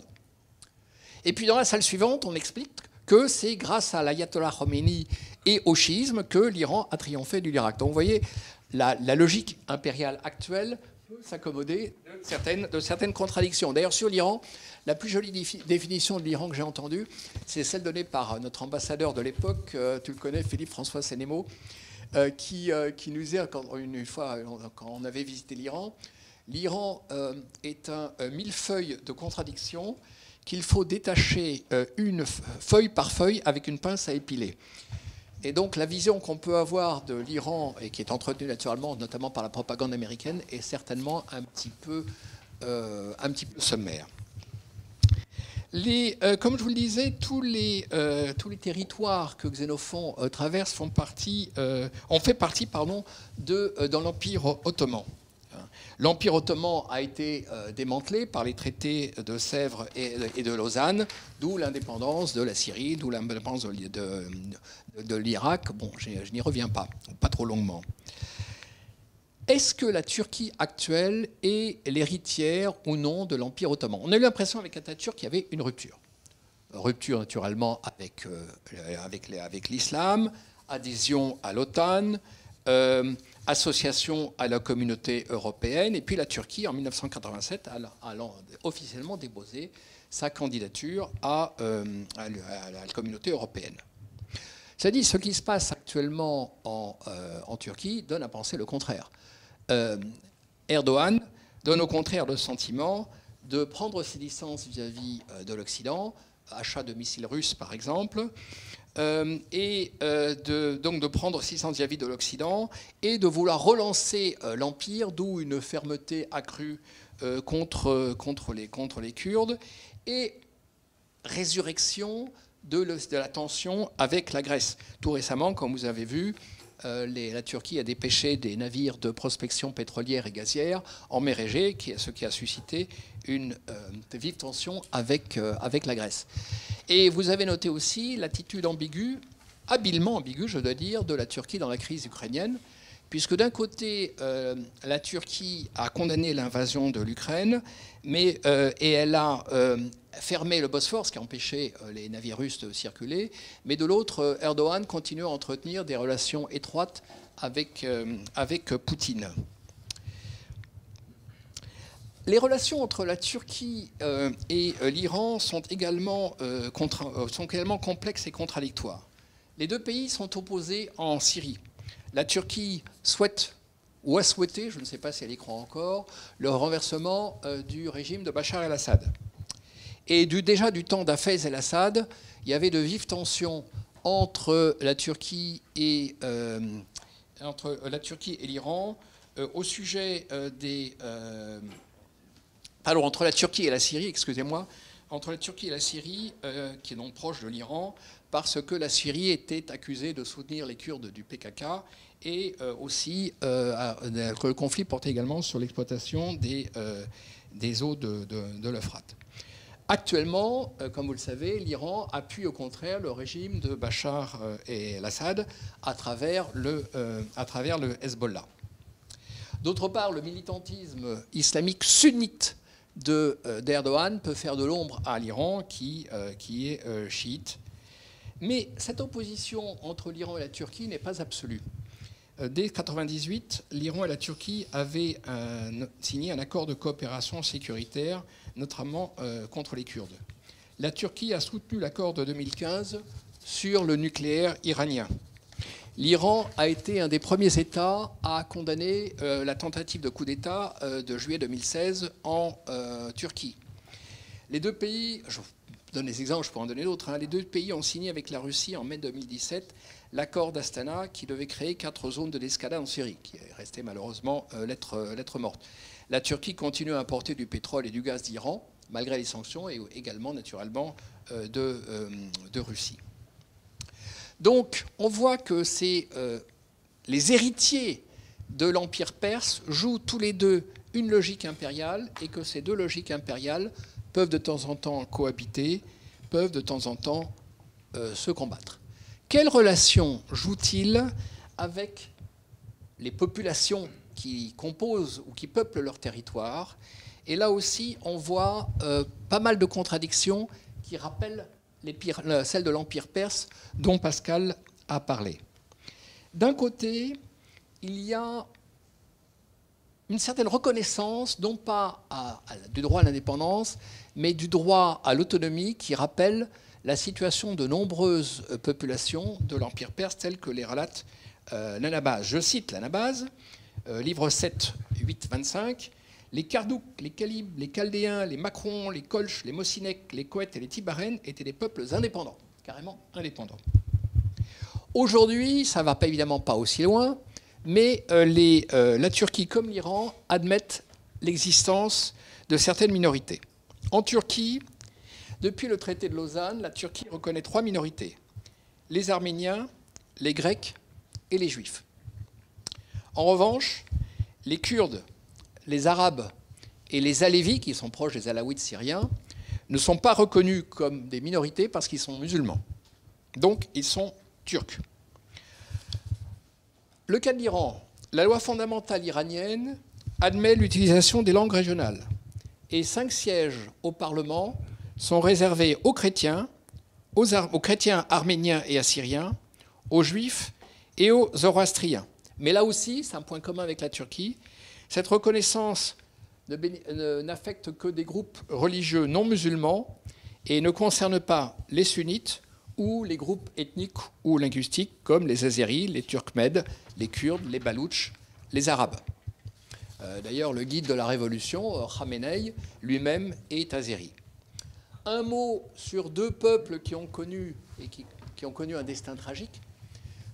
Et je les cite parce que Xénophon en parle. Ce sont les Arméniens et les Kurdes, si on admet que les Kurdes sont les descendants des Kardouches. L'Arménie est décrite chez Xénophon comme un territoire vaste et riche où les 10 000 sont bien reçus. Alors que les Kardouks, c'est le contraire, c'est des adversaires parmi les plus redoutables qui ont causé aux 10 000, je cite, des pertes qui dépassaient toutes celles que le roi, le grand roi, c'est-à-dire Artaxerxès, et son satrape Tissaphernes avaient pu leur infliger. Mais les deux peuples ont aujourd'hui, comme je l'ai dit, là, en commun d'avoir une destinée tragique. Bon, je ne vais pas reprendre l'histoire du peuple kurde et du peuple arménien, vous les connaissez. Mais au moins l'Arménie actuelle, les Arméniens ont au moins le bonheur, malgré l'existence d'une immense diaspora, d'avoir un État indépendant. Alors certes, cet État ne fait pas partie des territoires qu'a Xénophon a traversés, mais au moins ils ont un État. Les Kurdes, comme vous le savez, sont répartis entre la Turquie, l'Irak, l'Iran et la Syrie, et n'ont toujours pas d'État, même s'ils ont pu connaître de temps en temps un semblant d'indépendance, comme en Iran, il y a une éphémère république kurde qui a été écrasée par l'armée du Shah.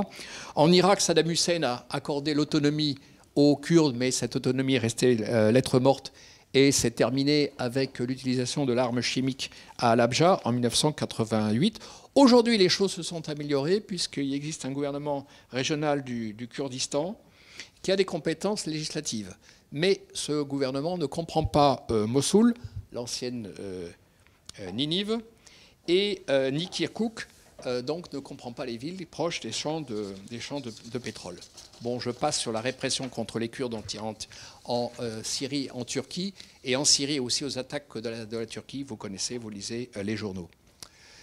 Les autres peuples que mentionne, enfin les peuples actuels, ou pays actuels qui sont concernés par le récit de Xénophon, sont au fond les peuples de Mésopotamie. Et la lecture de Xénophon incite aussi à s'interroger sur le destin de ces peuples dont l'indépendance ou les formes diverses ont été reconnues après la guerre mondiale. Et il y a notamment les peuples arabes. Inutile de dire que ces peuples arabes n'ont pas non plus connu un destin très heureux.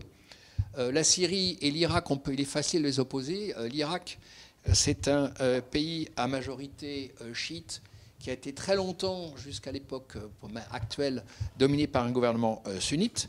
Donc, le roi Faisal, le général Qassem et puis Saddam Hussein. La Syrie, c'est l'inverse.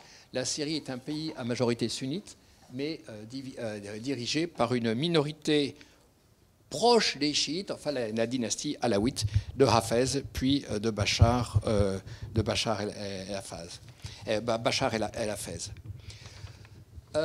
Ces régimes ont connu le destin que vous connaissez. Les Américains ont cru, en lançant leur opération contre l'Irak de Saddam Hussein, amener la paix et la démocratie.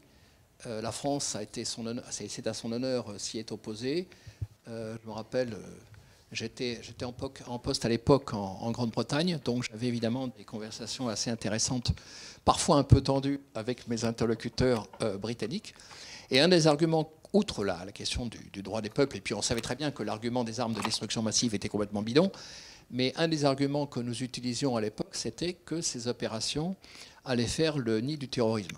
Mais nos amis britanniques et américains nous riaient au nez. Malheureusement, ça a été le cas, puisque c'est à la suite de ces tragiques événements qu'est né le mouvement Daesh. Daesh qui est né à Mossoul. C'est une ville que Xénophon et ses hommes ont traversée.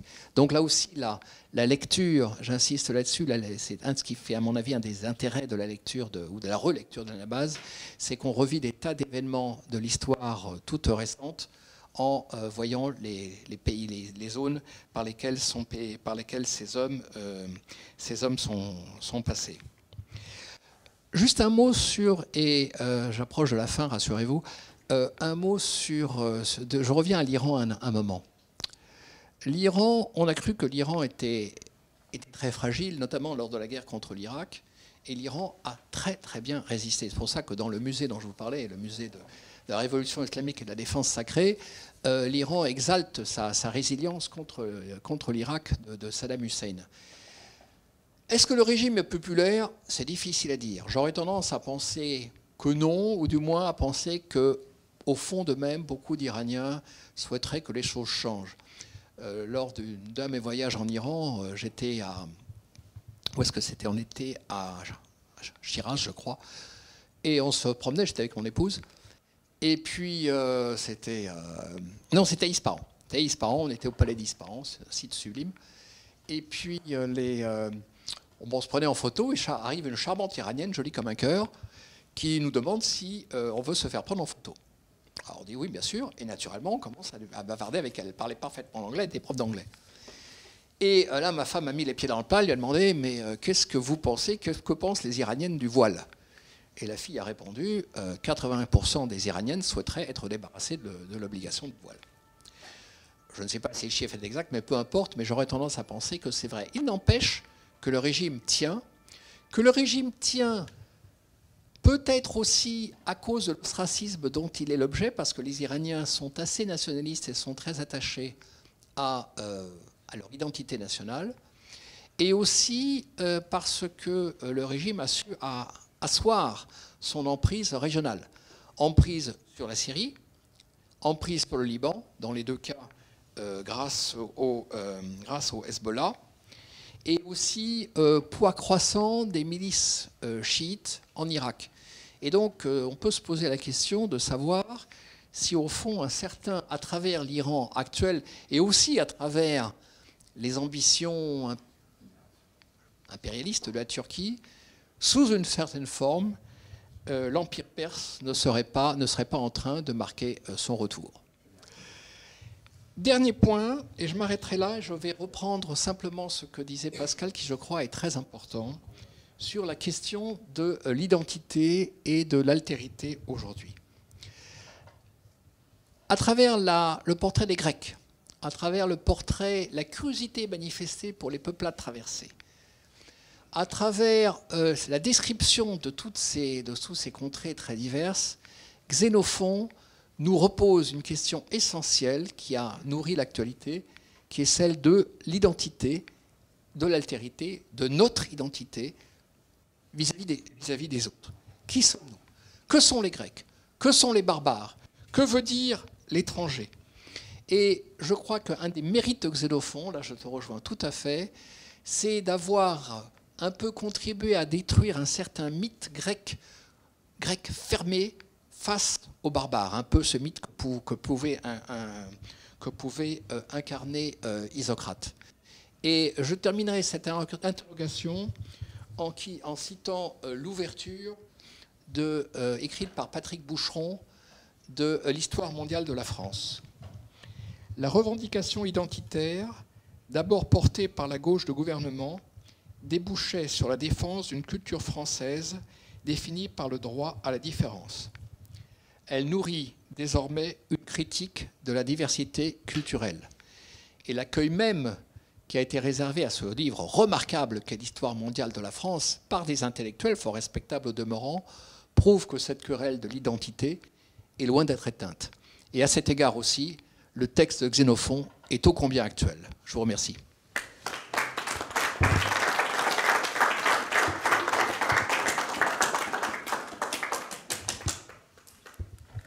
Au nom de tous les participants, remerciements, vraiment. Maintenant, les questions vont rebondir et parce qu'il faut désigner quelqu'un, Jean-François, historien, qui vient de réussir l'ENA, il faut que tu nous poses une question. Ça tombe très bien, merci beaucoup pour cet honneur. Non, ça tombait bien, j'en avais justement une en tête.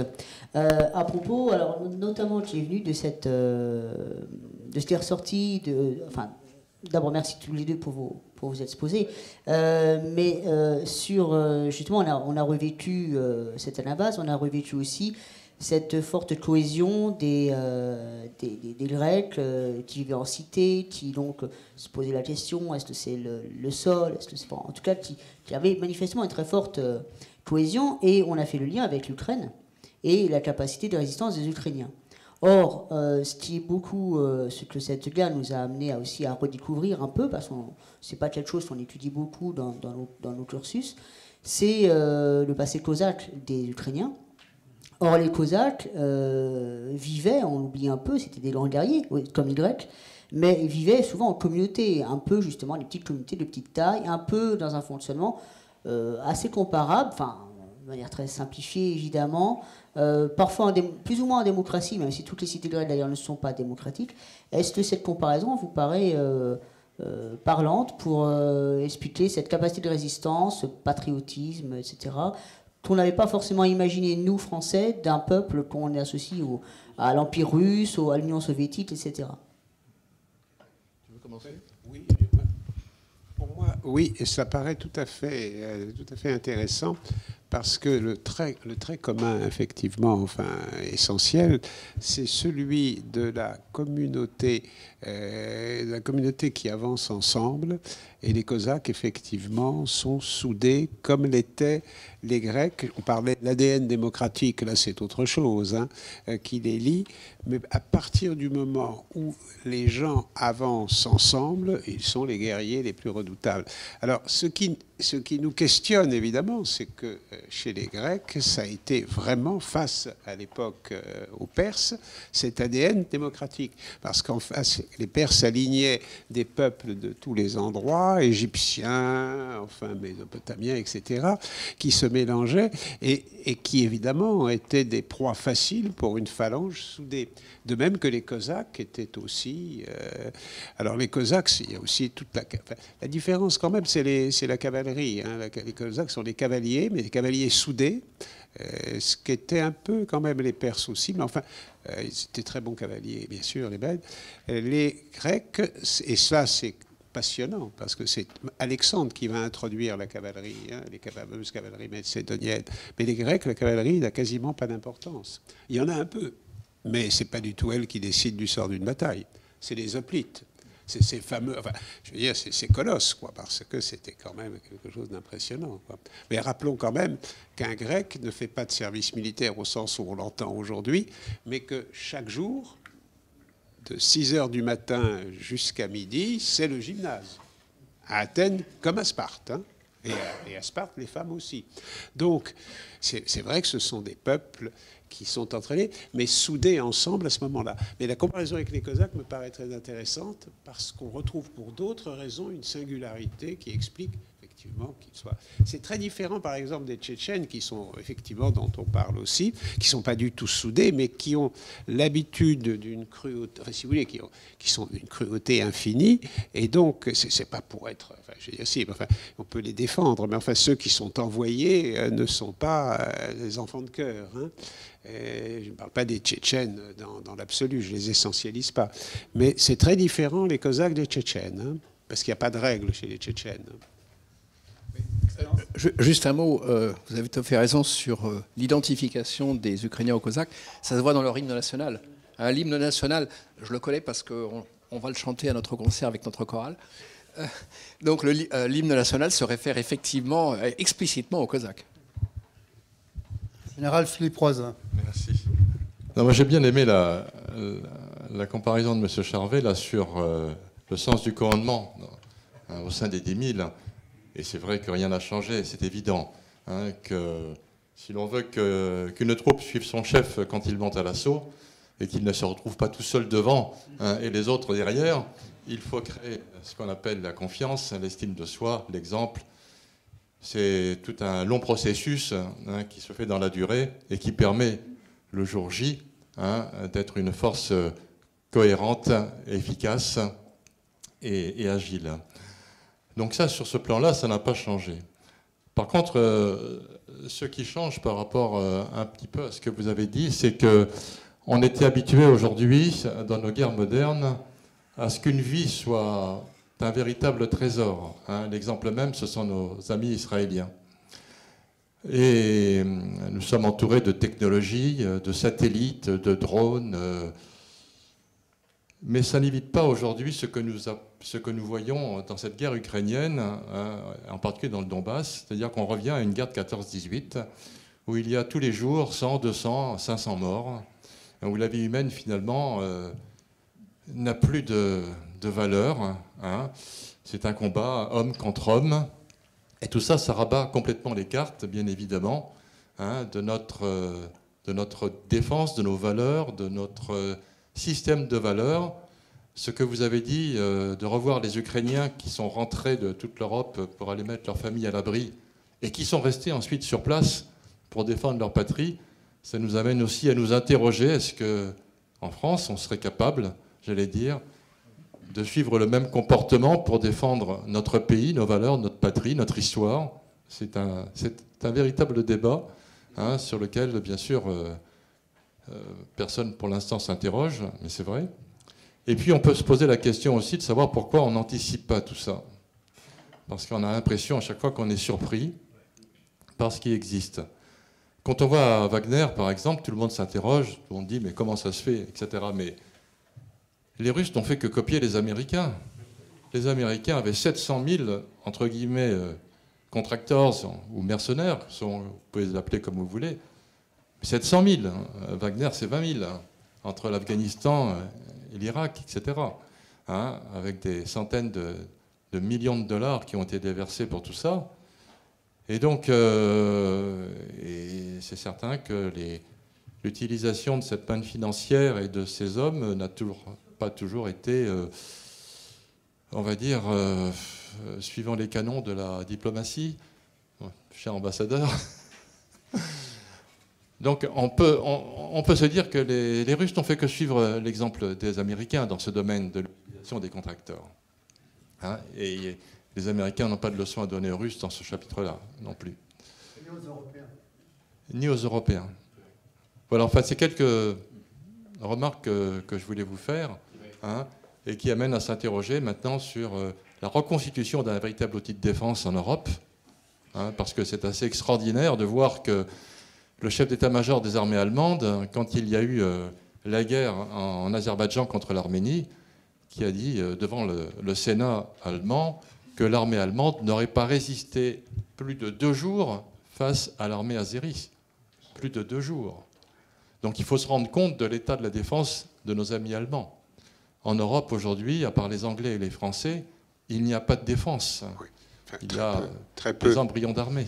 Très peu, mais là je crois que vous avez mis le doigt sur ce qui est, j'allais dire, l'essentiel dans ce que vous avez dit, parce qu'effectivement on assiste au retour d'une guerre comme celle, enfin j'ai dit bien sûr avec des moyens différents, mais je parlais de l'encerclement, le bombardement, des gens qui sont pris au piège.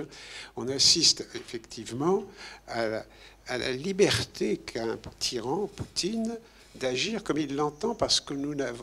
Et ça, je crois, tout le monde le sait, nous n'avons pas de défense à opposer. De Gaulle le disait avec beaucoup de justesse, l'équilibre de la terreur. C'est terrifiant de penser ainsi, mais sans l'équilibre de la terreur, il n'y a pas de réponse possible. Et là, nous assistons à cette tragédie, parce que les Américains sont loin, aident, c'est vrai, mais si l'Europe avait développé des missiles, parce qu'on était tout à fait capable de développer, ce n'est pas pour être comme ça, être fanfaron, mais la science, aussi bien italienne, allemande, française et anglaise aussi, permet d'avoir des missiles plus perfectionnés, parce que Poutine fait aussi beaucoup dans la fanfaronnade.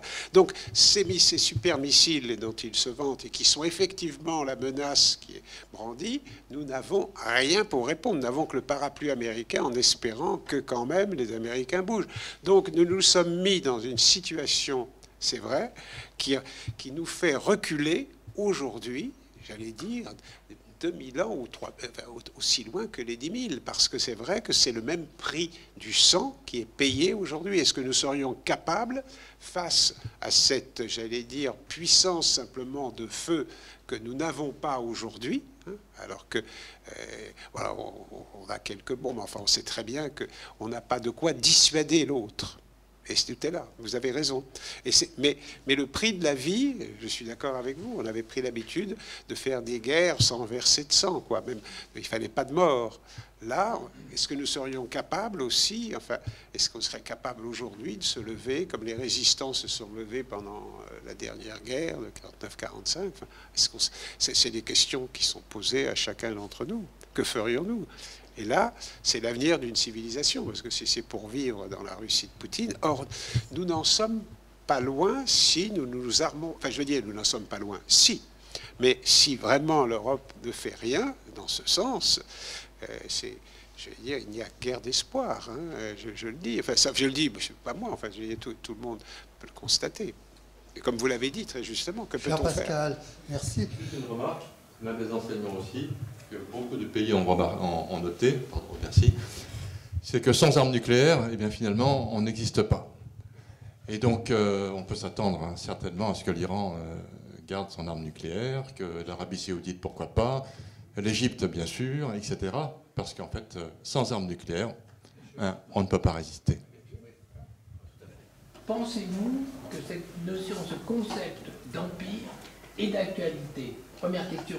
Deuxième question, quand vous parlez de peuplade, comment pouvez-vous définir la peuplade par rapport à une communauté? Est-ce qu'il y a quelque chose de commun ou c'est seulement, je dirais, des territoires qui se nomment? Alors là, vraiment, c'est très bonne question pour la peuplade, parce qu'effectivement, la peuplade n'est pas forcément une communauté. Ça l'était avec les Cosaques, mais là, vous avez tout à fait raison. En revanche, pour la première question, rappelez-moi, le début, c'était... L'Empire. Alors, la logique impériale, je laisserai Stéphane continuer. Oui, et je le crains fortement, enfin, personnellement. Enfin, les analyses, j'allais dire des spécialistes et les analyses qu'on peut faire, enfin, qui viennent du renseignement, montrent que les tentations de l'Iran, on en a parlé, de la Turquie, elles ne sont freinées que par des contre-forces. Si vous voulez, on a parlé tout à l'heure d'équilibre de la terreur, équilibre de la dissuasion, c'est la seule chose, et ce qui permet à la diplomatie d'exister. Mais la diplomatie n'est plus rien, on le sait, il faut le dire. Elle n'est plus rien dès le moment où il n'y a pas l'arme nucléaire et dès le moment où on a un Poutine qui brandit. Donc, la logique impériale russe, oui, je le crois. La logique chinoise, évidemment. Nous avons, si vous voulez, ce retour des empires. Je vais reprendre Boer parce que là-dessus, il est pas mal, c'est son sujet, ce qu'il dit. Nous avons passé, enfin Poutine, nous faisons semblant de nous étonner. En fait, il a repris les déclarations dans un article intéressant de Poutine depuis 10 ans. Tout est dit, tout ce qu'il va faire, même la guerre du blé, tout est dit. On peut le lire. Or, comment se fait-il que nos renseignements n'en ont pas parlé? Enfin, je veux dire, bon, on sait très bien, c'est pas du tout de l'incompétence, c'est bien plus grave. Parce que l'incompétence, c'est des choses que tout le monde sait aujourd'hui et que tout le monde peut lire et reprendre dans toutes les archives. Mais le fait demeure qu'on a dénié ça. On a refusé de le voir. Nous avons passé notre temps, dit-il, à ne pas entendre, à ne pas écouter et à dire que non. Alors, et c'est beaucoup. Alors aujourd'hui, on découvre, parce qu'un livre vient de sortir sur la guerre du blé, que la guerre du blé a commencé il y a 10 ans aussi, avec Poutine, et que tout ça fait partie d'un plan construit.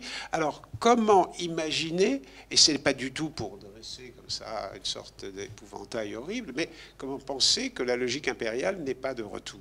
Elle y est. Elle est chez quelqu'un qui est un peu sénile, et qui est, mais par contre extrêmement malin. Une question. Enfin, moi, juste ajouter un mot, mais je suis d'accord avec Pascal. Je crois que cette logique impériale fait un retour en force. Elle prend naturellement diverses formes. Ça peut être aussi la forme économique. La ceinture et la route. Donc ce qu'on appelait les routes de la soie autrefois. Bon, la grande initiative de la Chine. Ça prend naturellement des formes économiques. Ça prend des formes politiques. Quand on voit que certains pays africains, le plus endetté, c'est la Zambie, mais il y en a beaucoup d'autres, sont complètement poings liés et dépendants du bon vouloir de la Chine se construit un empire. Alors, la question est de savoir si c'est l'économique qui prime ou si c'est le politique. J'en ai discuté avec des experts qui ne sont pas toujours d'accord entre eux. En tous les cas, les deux objectifs, naturellement, vont ensemble. C'est vrai dans une certaine mesure aussi, même pour les pays démocratiques, qui essaient d'asseoir leur influence, notamment pour contrer celle de la Chine, je pense à l'Inde. Je pense, j'ai un copain, un de mes anciens collègues indiens à Addis Abeba, il était ambassadeur à Addis Abeba, qui vient de sortir un livre sur les relations entre l'Afrique et l'Inde, ce qu'il appelle The Harambee Factor. Harambee en swahili, ça veut dire tirer ensemble. Et l'Inde essaie de contrer la Chine en s'assurant aussi des positions sur le continent africain. La Turquie ouvre des ambassades en Afrique, subventionne également des mosquées, elle a des entreprises qui remportent des tas de contrats. Oui, la Turquie essaie de se constituer, elle aussi, un empire, mais ça peut être parfois sous une forme brutale, comme en Syrie, notamment vis-à-vis des Kurdes, ou sous une forme beaucoup plus subtile, beaucoup plus souple, à prédominance économique, comme sur le continent africain. Et c'est vrai aussi pour l'Iran. Avec des dépendances économiques qui sont redoutables. Ah oui, absolument. Absolument. Il y a deux formes d'empire. Il y a clandestin et l'empire géographique. Absolument. Mais l'Afrique, étant faible, bien entendu, est en train d'échapper, on le voit très bien, tu le dis, enfin, à l'union économique, qui reste avec des façons de faire qui ne sont plus, j'allais dire, enfin, il y a que, enfin, je ne sais pas comment l'expliquer, mais pardon, encore une fois, je vais dire, mais la diplomatie, non, c'est la force qui s'impose en Afrique. Alors la force économique... La diplomatie peut-être. Non, mais bien sûr, mais évidemment qu'elle reviendra. Mais là, on est en Ukraine, on voit très bien qu'elle va revenir, mais on sait, enfin, elle doit revenir. Mais ce qu'on va voir en Afrique et ce qu'on voit en permanence, c'est le triomphe de la force impériale. François, une question très courte. Alors, moi, rapidement, et un peu dans le sens que, en général, vous avez évoqué, de toute façon, François Butté, les États et les empires ont toujours été le fruit des guerres. Je me demande si, par contre, nous, on n'a pas appris depuis la guerre la fin de la guerre de 40-45, si on n'a pas appris à se désengager de la guerre. Et là, on est en train de voir que quand il faut donner du matériel à l'Ukraine, alors il y a des tas de pays, et surtout l'Allemagne, pour des tas de raisons historiques, qui n'a pas forcément de matériel à donner, mais même la France, avec ses Césars, ils en demandent 400, on en a déjà donné 6, peut-être 12, et on va avoir beaucoup de mal à en donner plus, parce qu'effectivement, on est resté quand même toujours sous la protection du parapluie nucléaire, et on vit d'illusions. Cela étant, les Américains se retirent de plus en plus, et à partir de là, que ça soit la Chine, économiquement d'abord, mais militairement aussi, que ce soit les Turcs, que ce soit même un peu l'Iran et les Russes, sont en train de grignoter un peu les choses. Vous disiez, mon général, tout à l'heure, est-ce que les Français vont combattre comme le font les Ukrainiens? Permettez-moi d'en douter. D'accord ? Je me demande même encore si notre laïcité a encore quelque poids dans notre pays. J'ai dit. Une question annexe mais importante, Cécile. Oui, bonjour, Cécile Tardieu. Vous parliez d'identité. Est-ce que vous pouvez revenir sur l'idéologie qui sous-tend la disparition justement des humanités? Est-ce qu'il y a un vrai danger en termes d'identité justement? Oui, le terme d'identité, oui, parce que nous sommes de toute façon plusieurs identités. Mais ce que la guerre nous force à penser, à un moment donné, c'est de quel côté sommes-nous ? Parce que, si vous voulez, il y a cet état, et c'est vrai qu'on a oublié l'armée, on a oublié toute la pensée militaire depuis des années, et c'est dramatique. Moi-même, je dois dire, on vivait, pas du tout donner de leçons, parce que nous vivions dans cette espèce de monde aseptisé, où nous ne voulions pas non plus voir la guerre, parce qu'elle a existé, elle a continué d'exister, bien entendu. Mais comme elle est aujourd'hui en Europe, nous savons que cette réalité, enfin les gens ont pris conscience malheureusement, enfin heureusement, que cette réalité était là. Mais je vois mal comment nous pourrions aujourd'hui remonter la pente sans, comme vous l'avez dit, se réarmer réellement et redonner à l'armée toute sa place. Vous voulez, on a passé des années à penser, et que ferions-nous? Parce que l'identité, elle est là. Qui défendre? Qui défendre? Défendre son pays, est-ce que ça aurait un sens? C'est les questions qui ont été posées tout à l'heure, mais qui restent actuelles. Si nous jouons sur cette identité multiple, bien alors nous sommes Russes aussi, et on accepte les Russes. Non, il y a un moment où l'identité, il faudra bien se poser la question des valeurs culturelles qu'elle implique. Et c'est vrai qu'on ne peut guère avoir d'identité qui nous amène à, j'allais dire, à oublier les règles de la laïcité évidente. Enfin, on peut pas tomber. Et ce qui nous le rappelle le mieux, je dirais, ça, cette question d'identité, c'est, moi je le vois, enfin, dans Le Point, enfin, là où de tout, ce sont tous ceux qui, venant de l'immigration, se sont intégrés, et ce sont les plus fermes à nous dire, ne perdez pas, enfin, ce qui fait le prix et la valeur, le trésor que vous êtes. Alors ça ne veut pas du tout dire être des gréco-latins, c'est pas du tout ce que je veux dire. Nous sommes faits de pas mal de mélange et de métissage, nous le savons, mais ne perdons pas ce qui fait la culture et les valeurs françaises. Ça, c'est certain. Mais ceux qui nous le disent aujourd'hui, ce sont ceux qui viennent de l'immigration et qui se sont intégrés. C'est quand même une belle leçon, mais à méditer. Bon, déjà, un premier remerciement à Pascal. Je vais laisser à son Excellence le soin de faire la conclusion, parce que malheureusement, on pourrait rebondir. Je pense aussi qu'on a tous quand même oublié la force de la violence dans l'histoire. Depuis toujours. Bien sûr. Il y a la guerre, mais la violence. Et c'est le livre de Bacherez que j'avais trouvé intéressant. Oui. Tout à fait. Excuse-moi Eric, c'est différent, on ne voulait pas la voir. Parce que quand la ville d'Alep a été complètement ravagée, détruite par l'artillerie russe, personne n'a bougé le petit doigt. Il y a eu des milliers, des dizaines de milliers de morts, personne.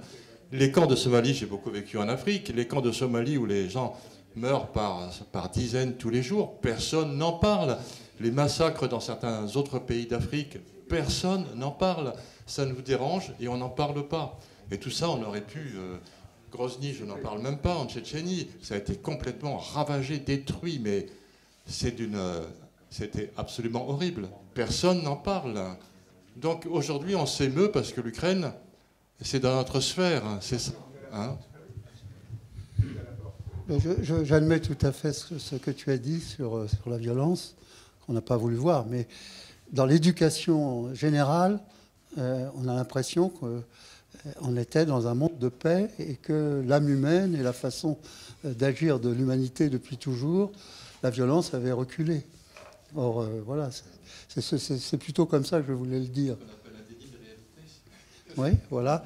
Excellence, bien je sûr. vous offre la conclusion. Bon, ça va me faire beaucoup d'honneur. Je ne vais pas conclure, ou alors sinon je vais simplement conclure sur ce mot d'identité qui, je crois, est essentiel. Je voudrais revenir sur votre question et sur ce qu'a dit Pascal. Je crois qu'une des difficultés auxquelles nous faisons face aujourd'hui, c'est qu'il est difficile de penser l'identité de façon à la fois ferme et ouverte. Ferme parce qu'effectivement, nous avons des valeurs, nous avons une histoire, nous avons un terreau, que nous soyons nés en France ou venus d'ailleurs. Moi-même, je suis fils immigré, donc je parle en connaissance de cause. Peu importe, nous avons des références et il faut les défendre. Mais d'un autre côté, il ne faut pas, et nous devons les défendre naturellement, surtout quand on veut y porter atteinte, notamment au nom d'une logique impérialiste ou autre. Mais en même temps, je parle comme le président de la République, en même temps, cette identité doit rester ouverte. C'est-à-dire qu'elle ne doit pas être fermée. Et je reviens à ce que tu disais, Pascal, de Xénophon, quand il parle des barbares et des Grecs. Il faut accepter l'autre, il faut s'intéresser à l'autre, il faut s'intéresser aux peuplades qu'on traverse, il faut être ouvert. Pour moi, l'exemple auquel je pense tout souvent quand on parle de ces questions, c'est le merveilleux petit livre de François Tcheng, Le Dialogue. François Tcheng, qui est, comme vous le savez, membre de l'Académie française, d'origine chinoise, qui a écrit en chinois, qui a écrit en français, qui a écrit des romans, qui a écrit des essais. Et si vous n'avez pas lu, lisez ce petit livre, Le Dialogue, qui est un bijou et qui est très très juste. Et il montre très bien comment on peut à la fois assumer une identité, soit acquise par la naissance, soit choisie, ce qui a été son cas puisqu'il est venu de Chine, l'assumer totalement, mais rester ouvert à l'autre sans renoncer à rien. Je m'arrêterai là. Oui, moi j'ajouterais juste la citation de Lévi-Strauss. Voilà. La citation de Lévi-Strauss simple, c'est que dès le moment où l'on perd la connaissance de soi-même et de sa propre culture, c'est là où la barbarie commence. Et ça, il a raison. Enfin, et c'est pour ça qu'il faut continuer à faire du grec et du latin. Alors, pour ceux qui déjà voudraient une bonne traduction de Xénophon, les 10 000 ou l'Anabase, c'est l'édition critique qui a été traduite du grec ancien donc par Pascal Charvet et Annie Colonia. Voilà. Et il nous l'offre à 20 € au lieu de 28. Voilà, ceux qui veulent se replonger dans ce formidable texte. Voilà, vraiment, Excellence et Pascal, mille merci. Et nous allons faire une salve d'applaudissements avant votre retour.